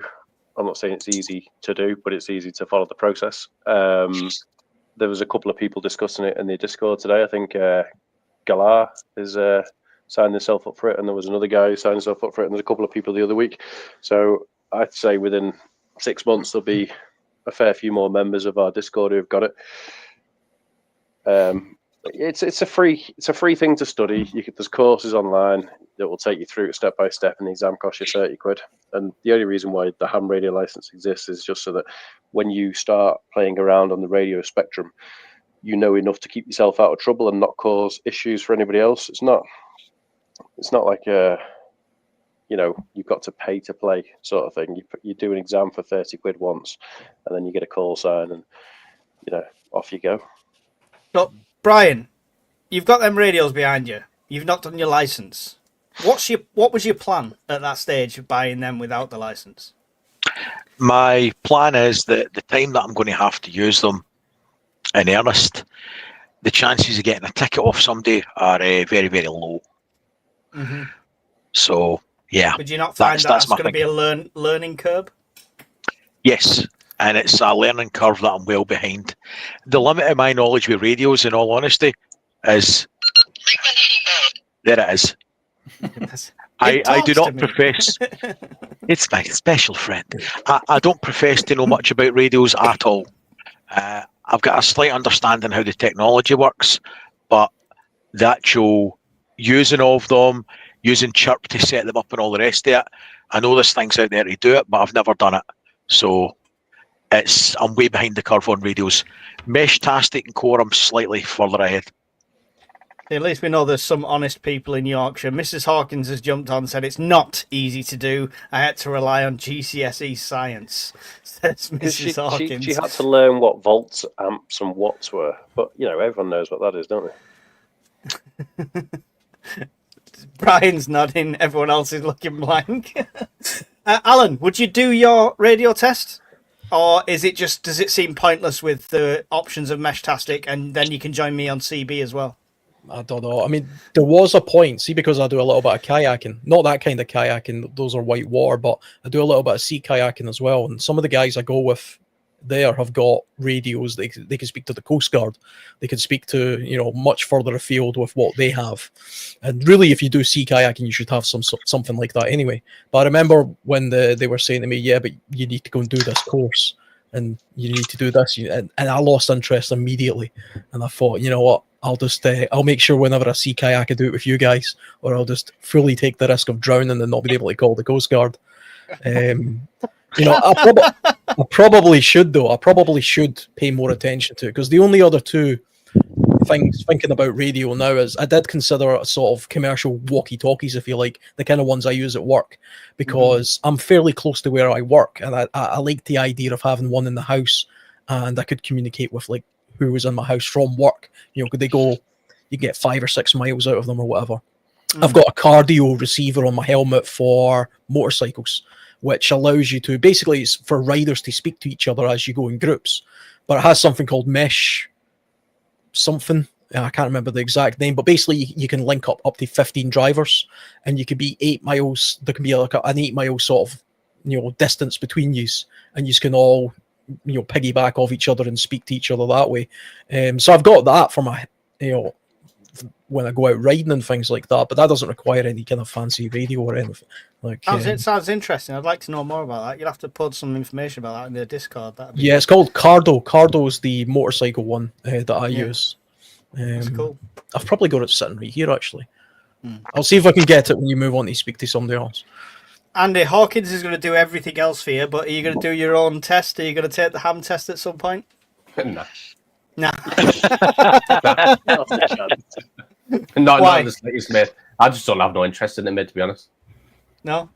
No. Especially not like I personally, mate, I don't see this. I don't see the purpose of I'm going to shell all this money out and then do a test for radio to sit there in the potential that something happens, because I'm never going to jump on there and start doing voice procedure and talking to people. It's purely going to sit there and collect dust until something happens. Whereas I might as well just do Meshtastic, and then I can still talk to you, and I could use it every day, like Hawkins does on his phone. I could use it every day to talk to you and see what node. To me, mate, that seems more within what I think for me would be more suitable for me.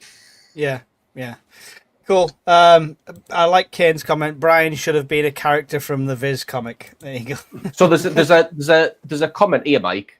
Yeah. Right, see what Hawkins thinks. So I've never seen the guy before, I don't think, but his name's Whiskey Tango 3 Tango November, and it says Garmin messenger device is more practical. It's satellite text communications. Ham radio is definitely important, but a satellite messenger is more practical.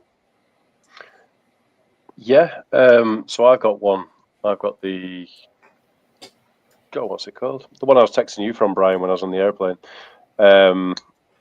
It uses the Iridium satellite messaging network. It's not the Garmin. It's the green one. I can't remember what it's called now. Anyway, doesn't matter. But the thing with them is, Andy, they're expensive. Iridium is like, I think to be able to send 50 text messages on holiday, it cost me something like 20 quid to turn it on for the month to activate it again. And then I deactivate it again afterwards. You're much better now spending the money on a Starlink Mini and then spending £4.50 a month to put it on the standby mode. When it's on standby mode, for something the size of a piece of A4 paper, which the Starlink Mini is, pointed at the sky, and you've got a backup comms that you can actually browse the internet on and everything, and you've got unlimited data restricted to 0.5 megabit for £4.50 a month. And that is probably the best way for a normal person to get a sort of redundancy in communications, is to buy a Starlink Mini and spend £4.50 a month. How much are they? As the unit wise? Starlink Mini, I think they're on sale in Currys for about 170 quid. Well, I get a discount at Currys. Yeah, so about 170 quid to buy it. You can charge. It's got a wide DC voltage range input of something like 12 to 48 volts or something, so you can charge it off all sorts of different batteries. Well, hang on a minute. Well, Hawkins, you blew it there. You said you have to charge it.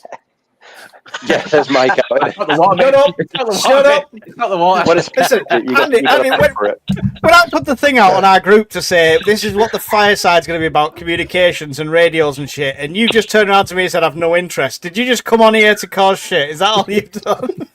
But he does it so well. He does it so well. I've waited an hour and a half for that. Totally worth honestly, it. for a standard normal person, if you want a backup form of communications if the power grid goes down, is get a Starlink Mini, 170 quid, pay £4.50 a month, and you've got unlimited calls via Wi-Fi, unlimited text messages, unlimited data up to 0.5 megabit of bandwidth.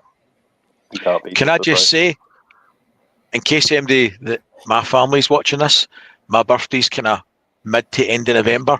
If they're looking for something to get me, I don't actually have a Starlink Mini. I'm just throwing it out there. I know I asked for a new shotgun, but just if you are thinking of something to chip in for. I'll get you the Temu version. It's fine. It's about £23.60. It's fine. It should work. It'll be all right. Today in central Scotland, a guy's house caught fire. Okay, yeah, no Actually, thanks. I've seen what you do with Temu products. I'm not going to send you that. Where's my claw hammer? You got one side of the country, Andy's grinding them to bits, and the other side of the country, Brian's hammering them with stuff. So, right, one more quick round table based on this, and then we'll come to your questions in the chat because we are getting on for time here. And the question's the same question I had at the start, but any minds changed?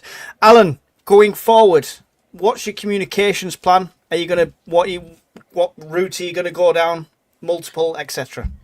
I think my communications plan is going to be down the Mesh-tastic or Mesh Core, whatever you guys decide. I mean, this is the thing. I'm kind of holding back a little bit, and I suspect other people in Discord probably are as well. You know, if hardware won't change.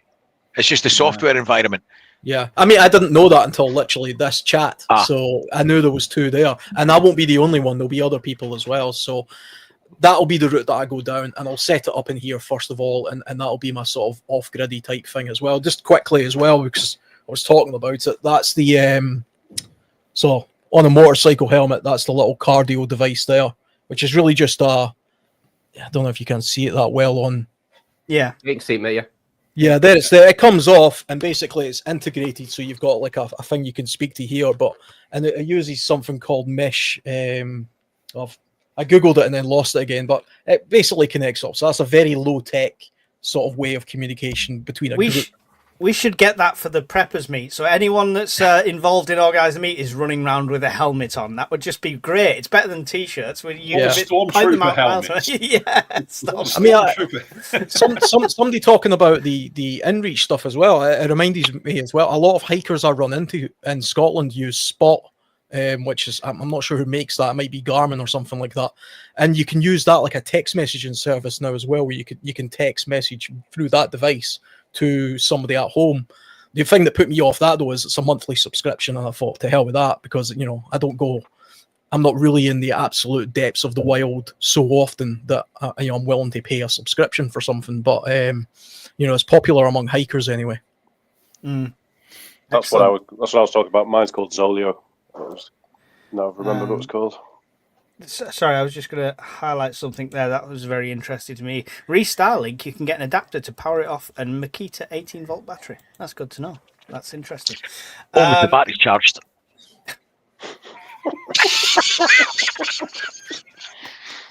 Honestly, you wait till Friday.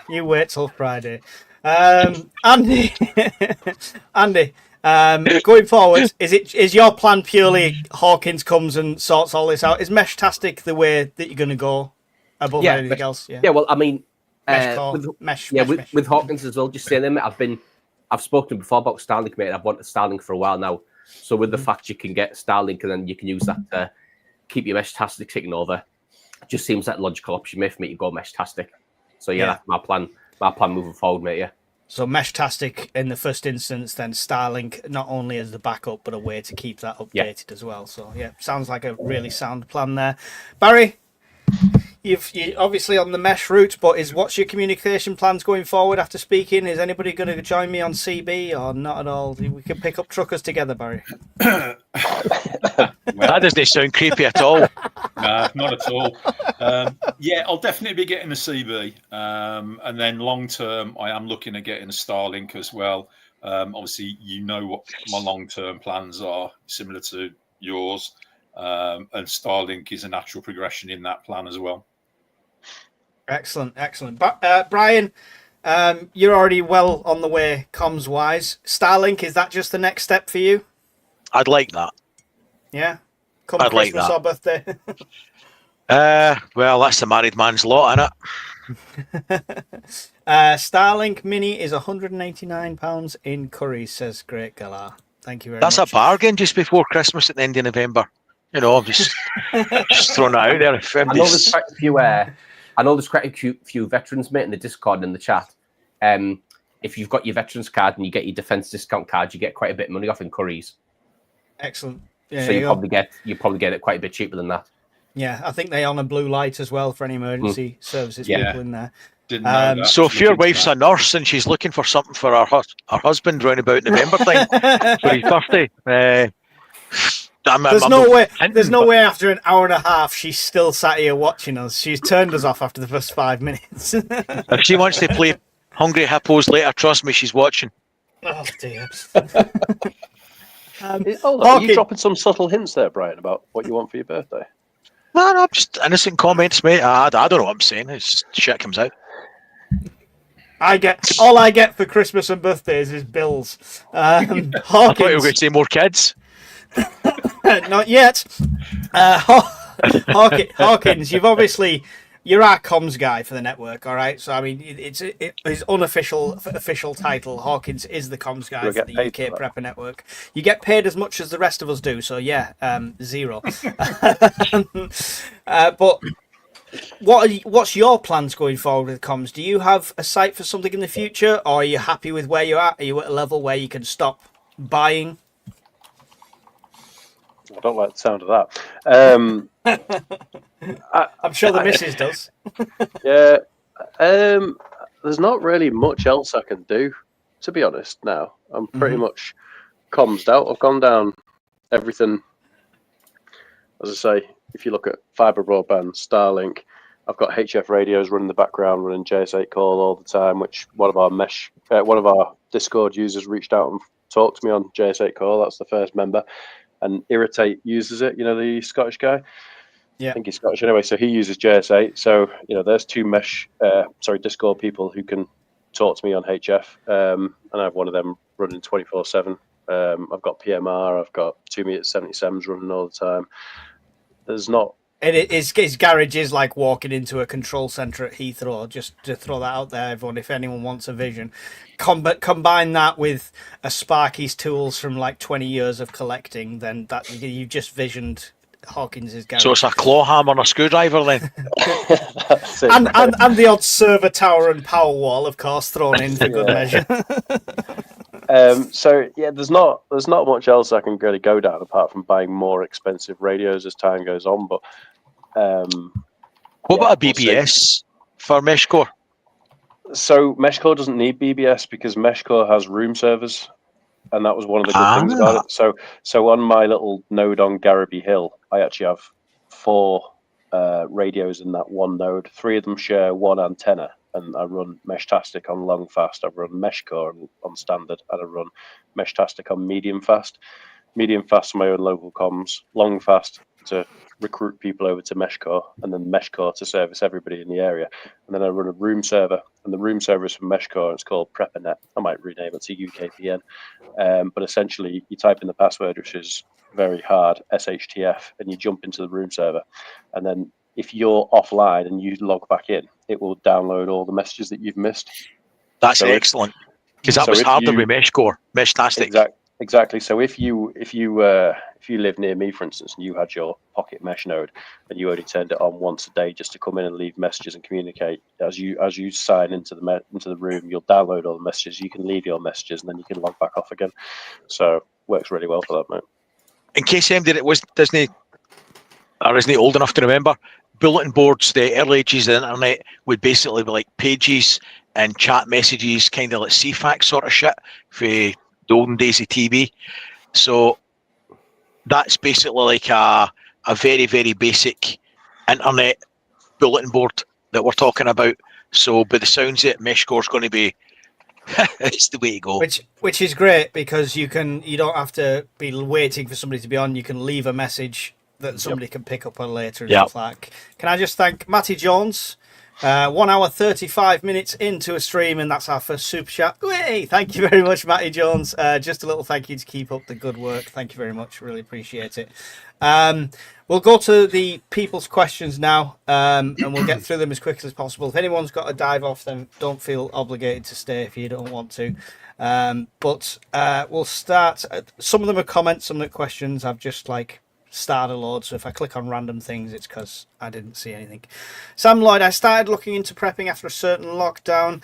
Until I came across Mike's channel, there was so many options that never agreed as to what you did or didn't need. Mike made it simpler.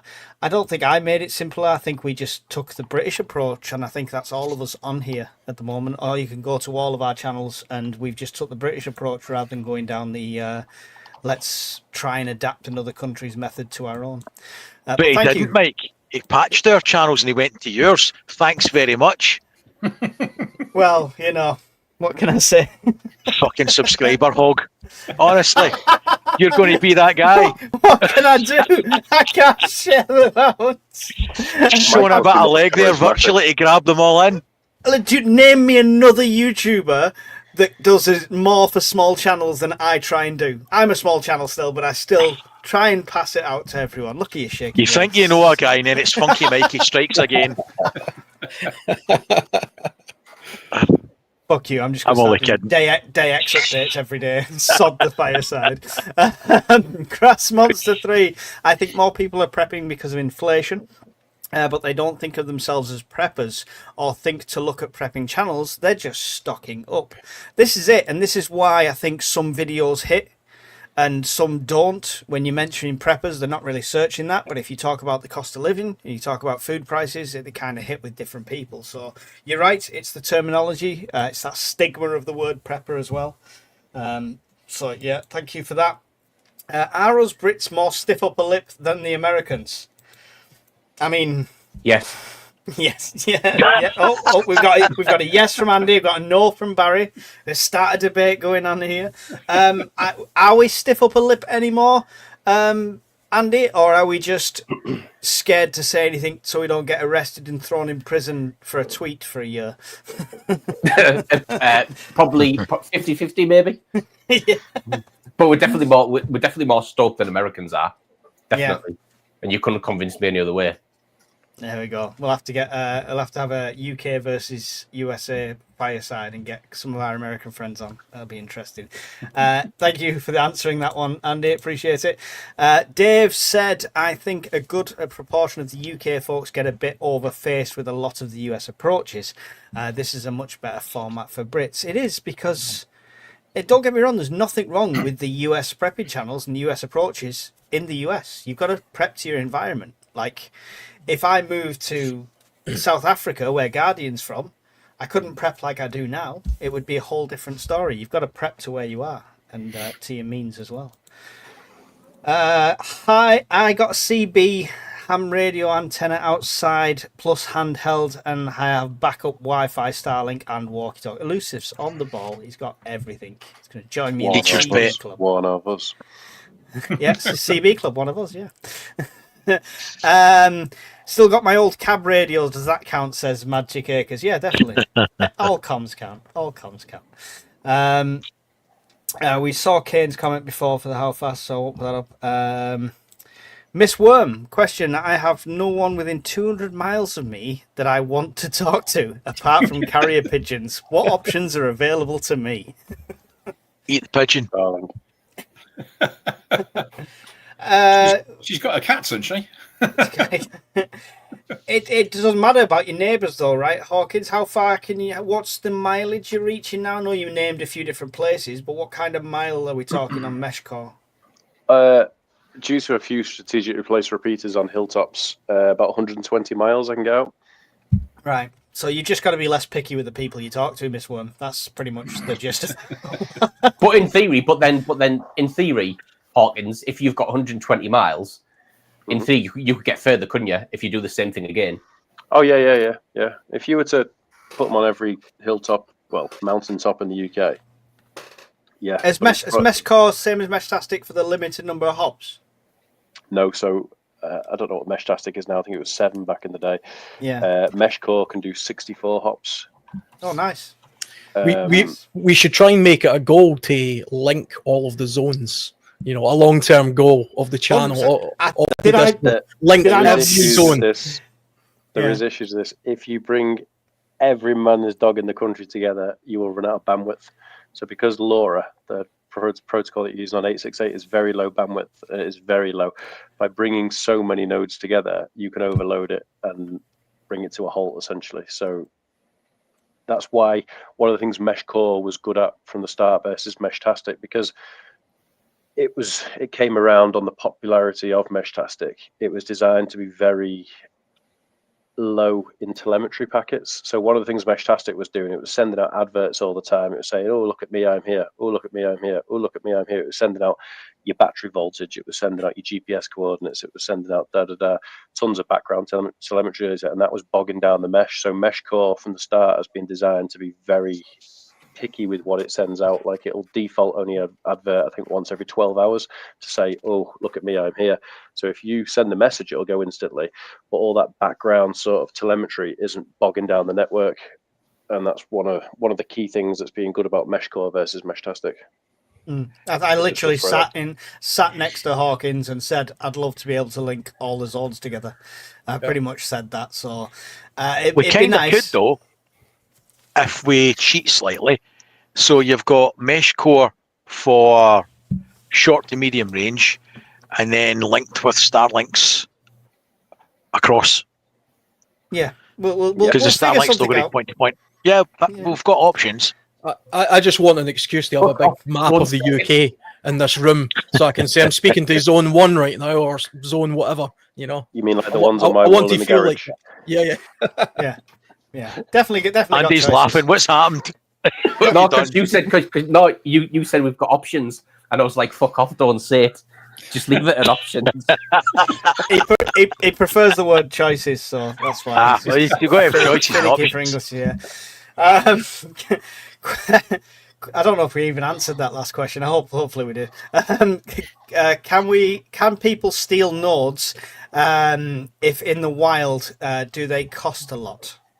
So yes, there's always a risk with that. So you want to talk us through that, Hawkins?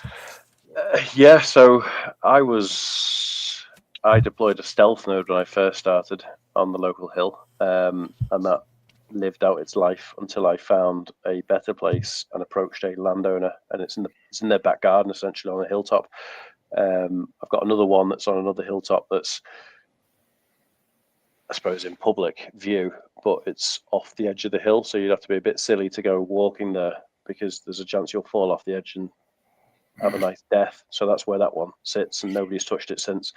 But I've got a friend of mine who had some up in the Yorkshire, not the Yorkshire Dales, the Peak District, and two of them got cut off the back of posts.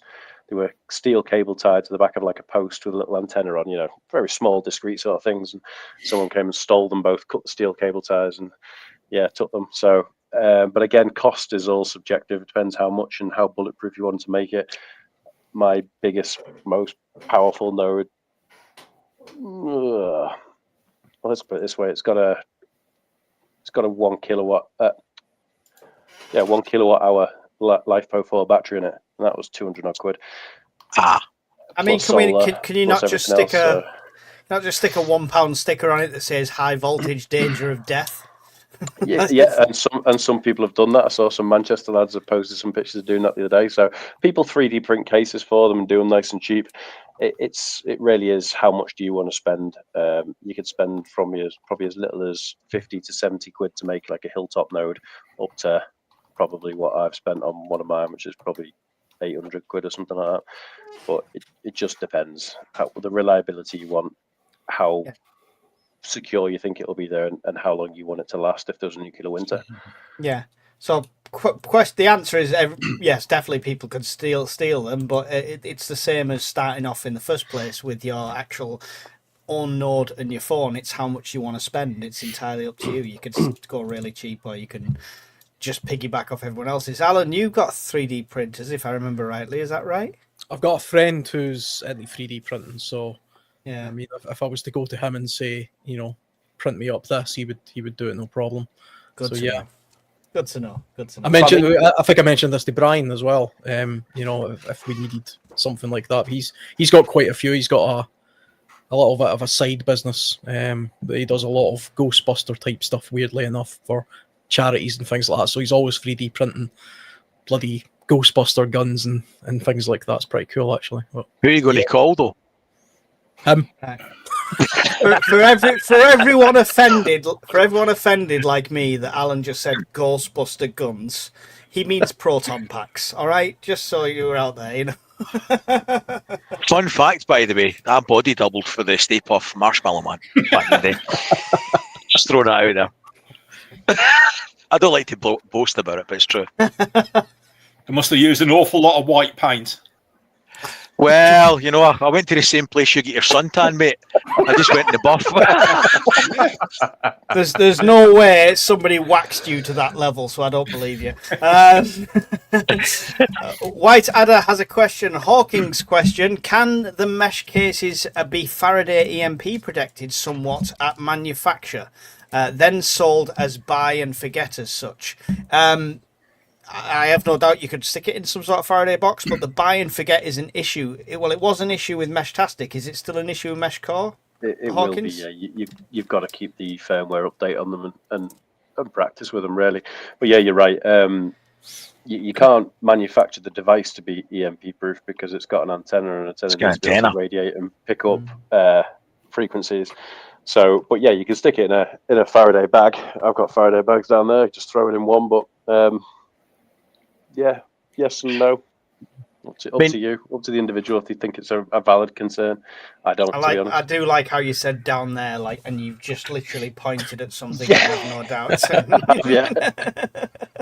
What you could do, by nature of the cost of them, because they're not that expensive if you're just buying the little modules, you could have your nodes up and running and still have a bag of spares. It's not going to cost you a fortune. And if something does fry them, right, you could still run around and change, because the antenna's probably going to be okay. It's probably just the chipsets that are going to be fried, probably the MPPT controller, battery, maybe the BMS, but you could certainly run around and replace them all because the price point's doable. Yeah, for a rack board, like a rack 4061 or whatever it is, which I think are the best, and a battery, you can probably get them for like 45 quid for a 10,000 milliamp hour battery and a rack module. So if you wanted to, stick a couple of them in Faraday bags, and as you say, there's your backup. Yeah, you could rebuild your network in an afternoon. Excellent. Yeah, quicker than BT could do it, that's a cert. Thank you for that. Appreciate the question there, White Adder. Hopefully that helps. Another one straight for you, Hawkins. This should just be the Hawkins show. If you have any work Gatwick way, I'm setting up a ham shack plus other systems that you can do. I promise not to take the piss too much like Andy. So there you go. So next time I'm down in the area. Yeah, if people want to sponsor it, we'll organise a Hawkins tour of the UK. I'll come along for the free, Coca-Colas and stuff. But yeah, let us know. Hi, Andy. Really enjoyed your what to take to war type video. Any chance of a part 2? Would you take a Kelly kettle? Yep, I can do part 2, mate. No worries. I'll respond to him, mate, in the chat anyway. But yeah, I'll do part 2, and I wouldn't take a Kelly kettle. And I'll say why in the video, because there's other options.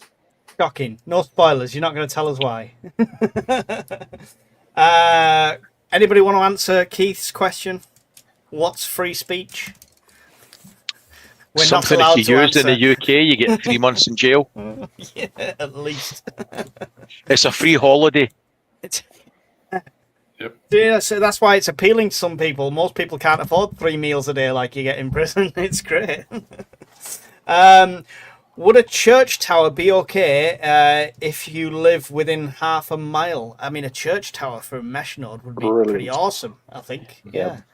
There is people who have ask permission, please, and yeah. a lot of places generally will let you put them on, but there is also things I've seen where people have made Meshtastic nodes, put some strong magnets on the back of them, and then carried them in with a drone and stuck them on the side of water towers and things like that. Oh, I like that idea. Where that's happened. We need to do this. This needs to be the only downside to this is getting back to them. As I say, you've got to update the firmware periodically, so getting back to them then becomes an issue. But people have done that.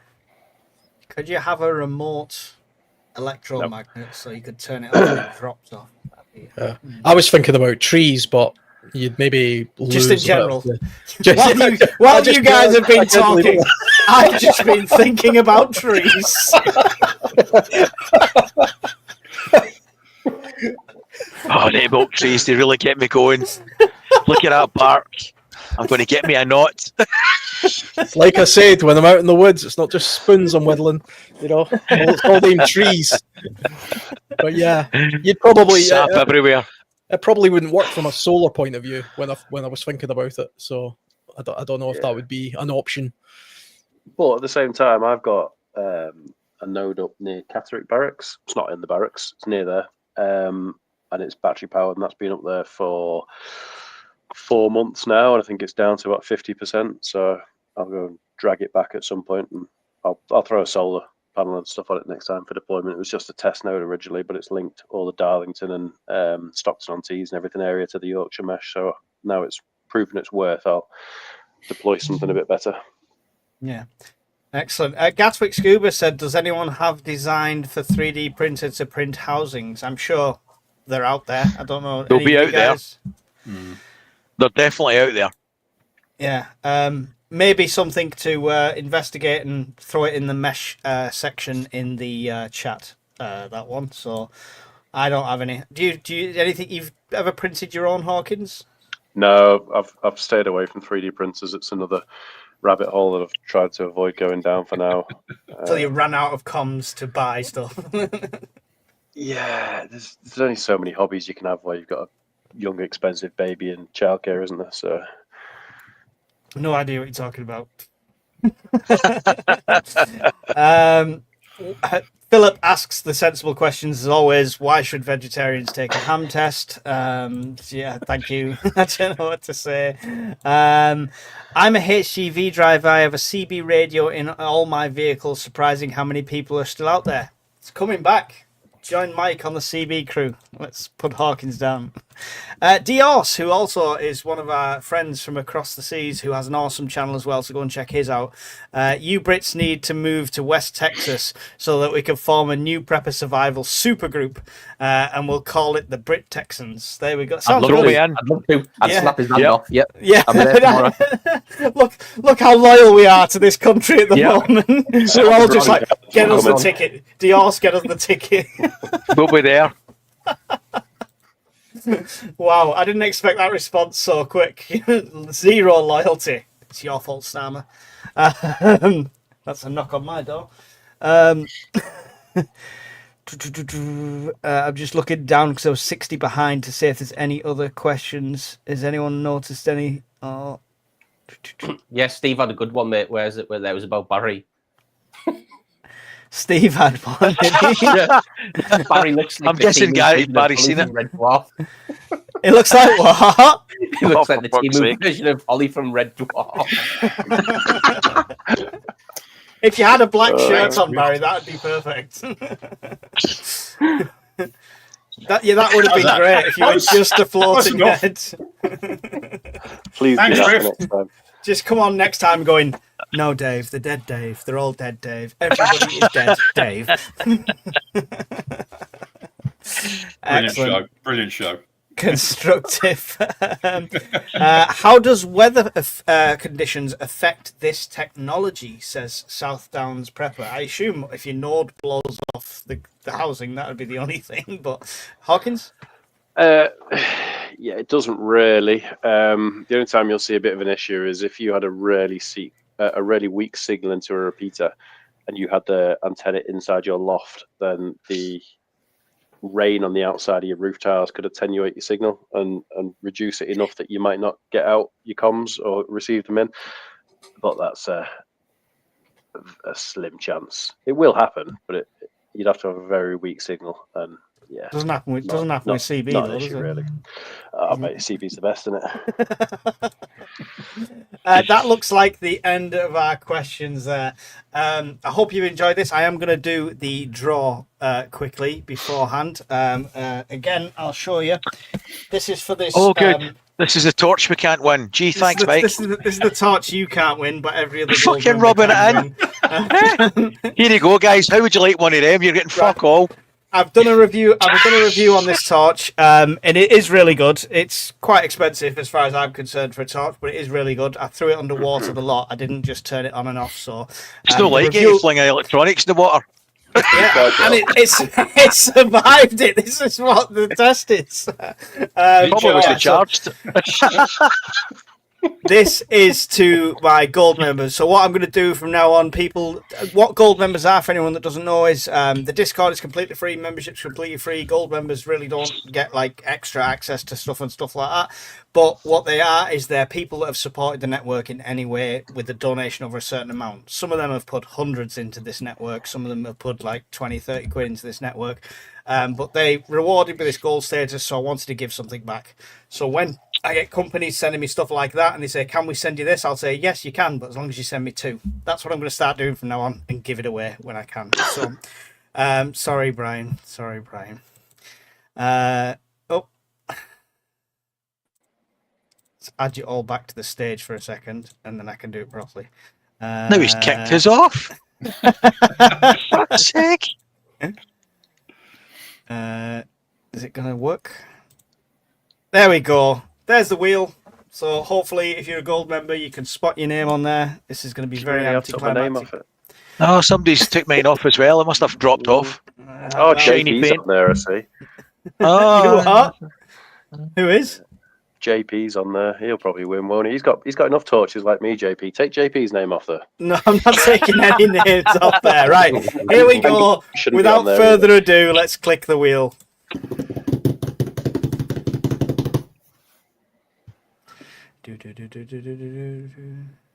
Oh, oh. oh. Is it stopping? Whee. It's stopping. There we go. Gappy's Adventures. Absolutely Congratulations. brilliant. Yep, congratulations. Get in touch with me. Send me a message with your address and stuff like that via the Discord or via the email, whatever you want, and I'll get that shipped off to you this week. And enjoy. The box is still sealed, so if you open it and it's not charged, that's not down to me. All right, just throwing that out there before Andy gets it in before me. Look at him rolling over. So yeah, hopefully Gappy's in here. I don't know if anyone can to say if he's in here, but. Soggy box, flat as fuck. Gappy's written in the chat. Send it to Hawkins. He doesn't want it. Sound. No, he definitely didn't say that. Yeah, still here, Gappy's Adventures. Hopefully he is.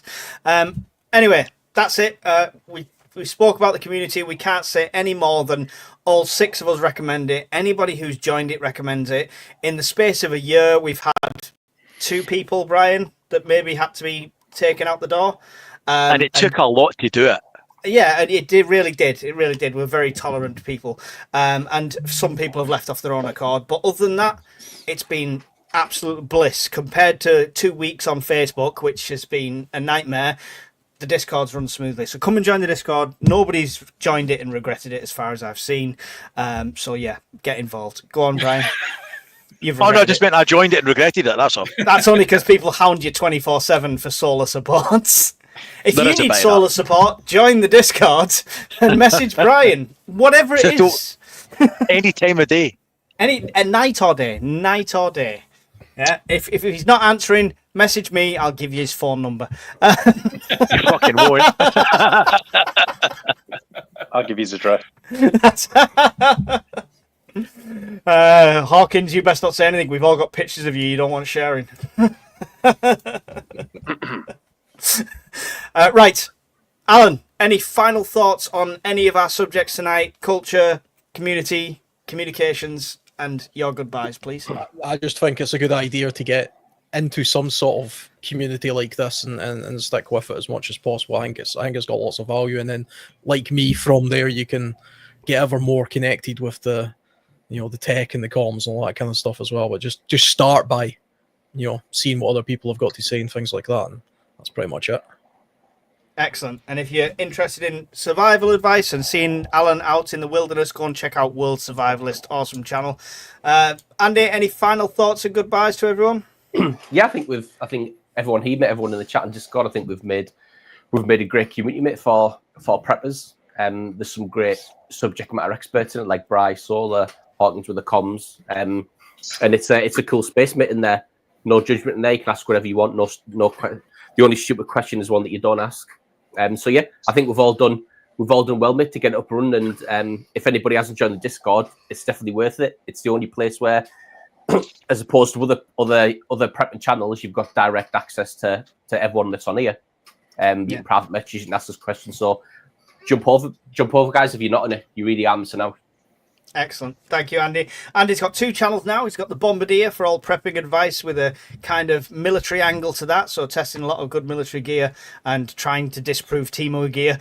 But he's also got Shadows and Sightings. So if you're into a bit more the UFO kind of things and the conspiracy stuff, definitely worth checking out. Miss Worm will post his channels on there. Thank you. Barry, any final thoughts for everybody in your goodbyes? No, it's been a great episode again tonight.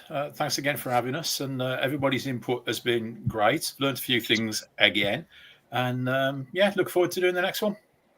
Excellent. Barry's got channel Brown Coat Prepper UK. Great channel, prepping from a very starting point, somebody new to it almost, and starting to take the off-grid journey as well. So worth following along. Learn from his mistakes so you don't make them yourself. That's the best way to do any of this. So go and check out Barry's channel, Brown Coat Prepper UK. Brian, any final thoughts and goodbyes? No, really, mate. Just what I said earlier, that I think the two are the same. So if we communicate, we build community, and if we build community, we build communication. So that it's the same thing, and it's a good thing. So yeah, that's it. And thanks for watching.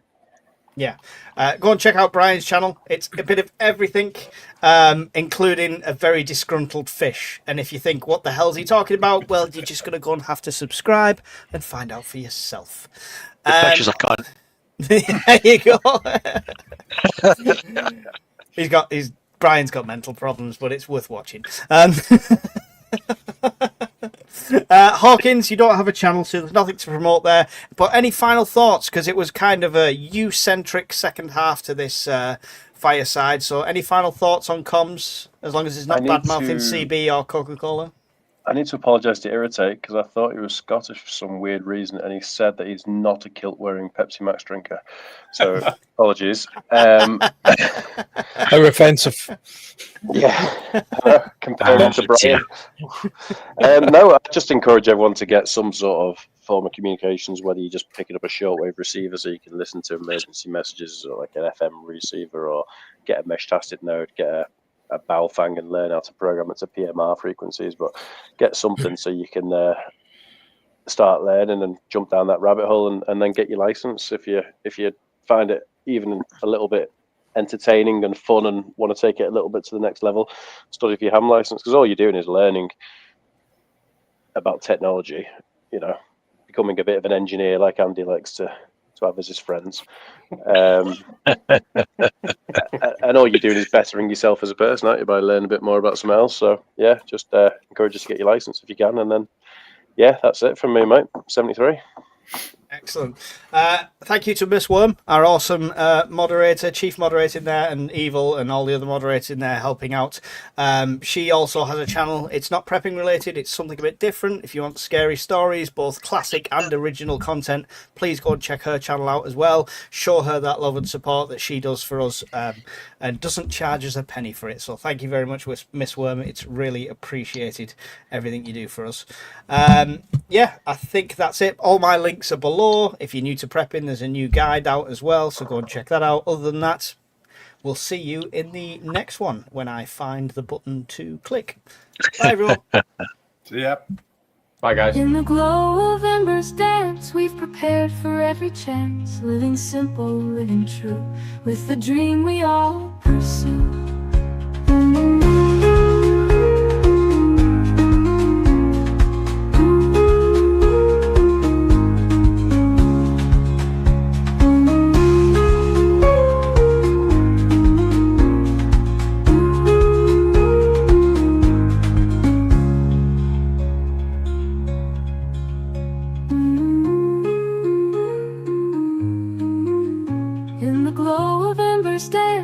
Prepared for every chance, living simple, living true, with the dream we all pursue.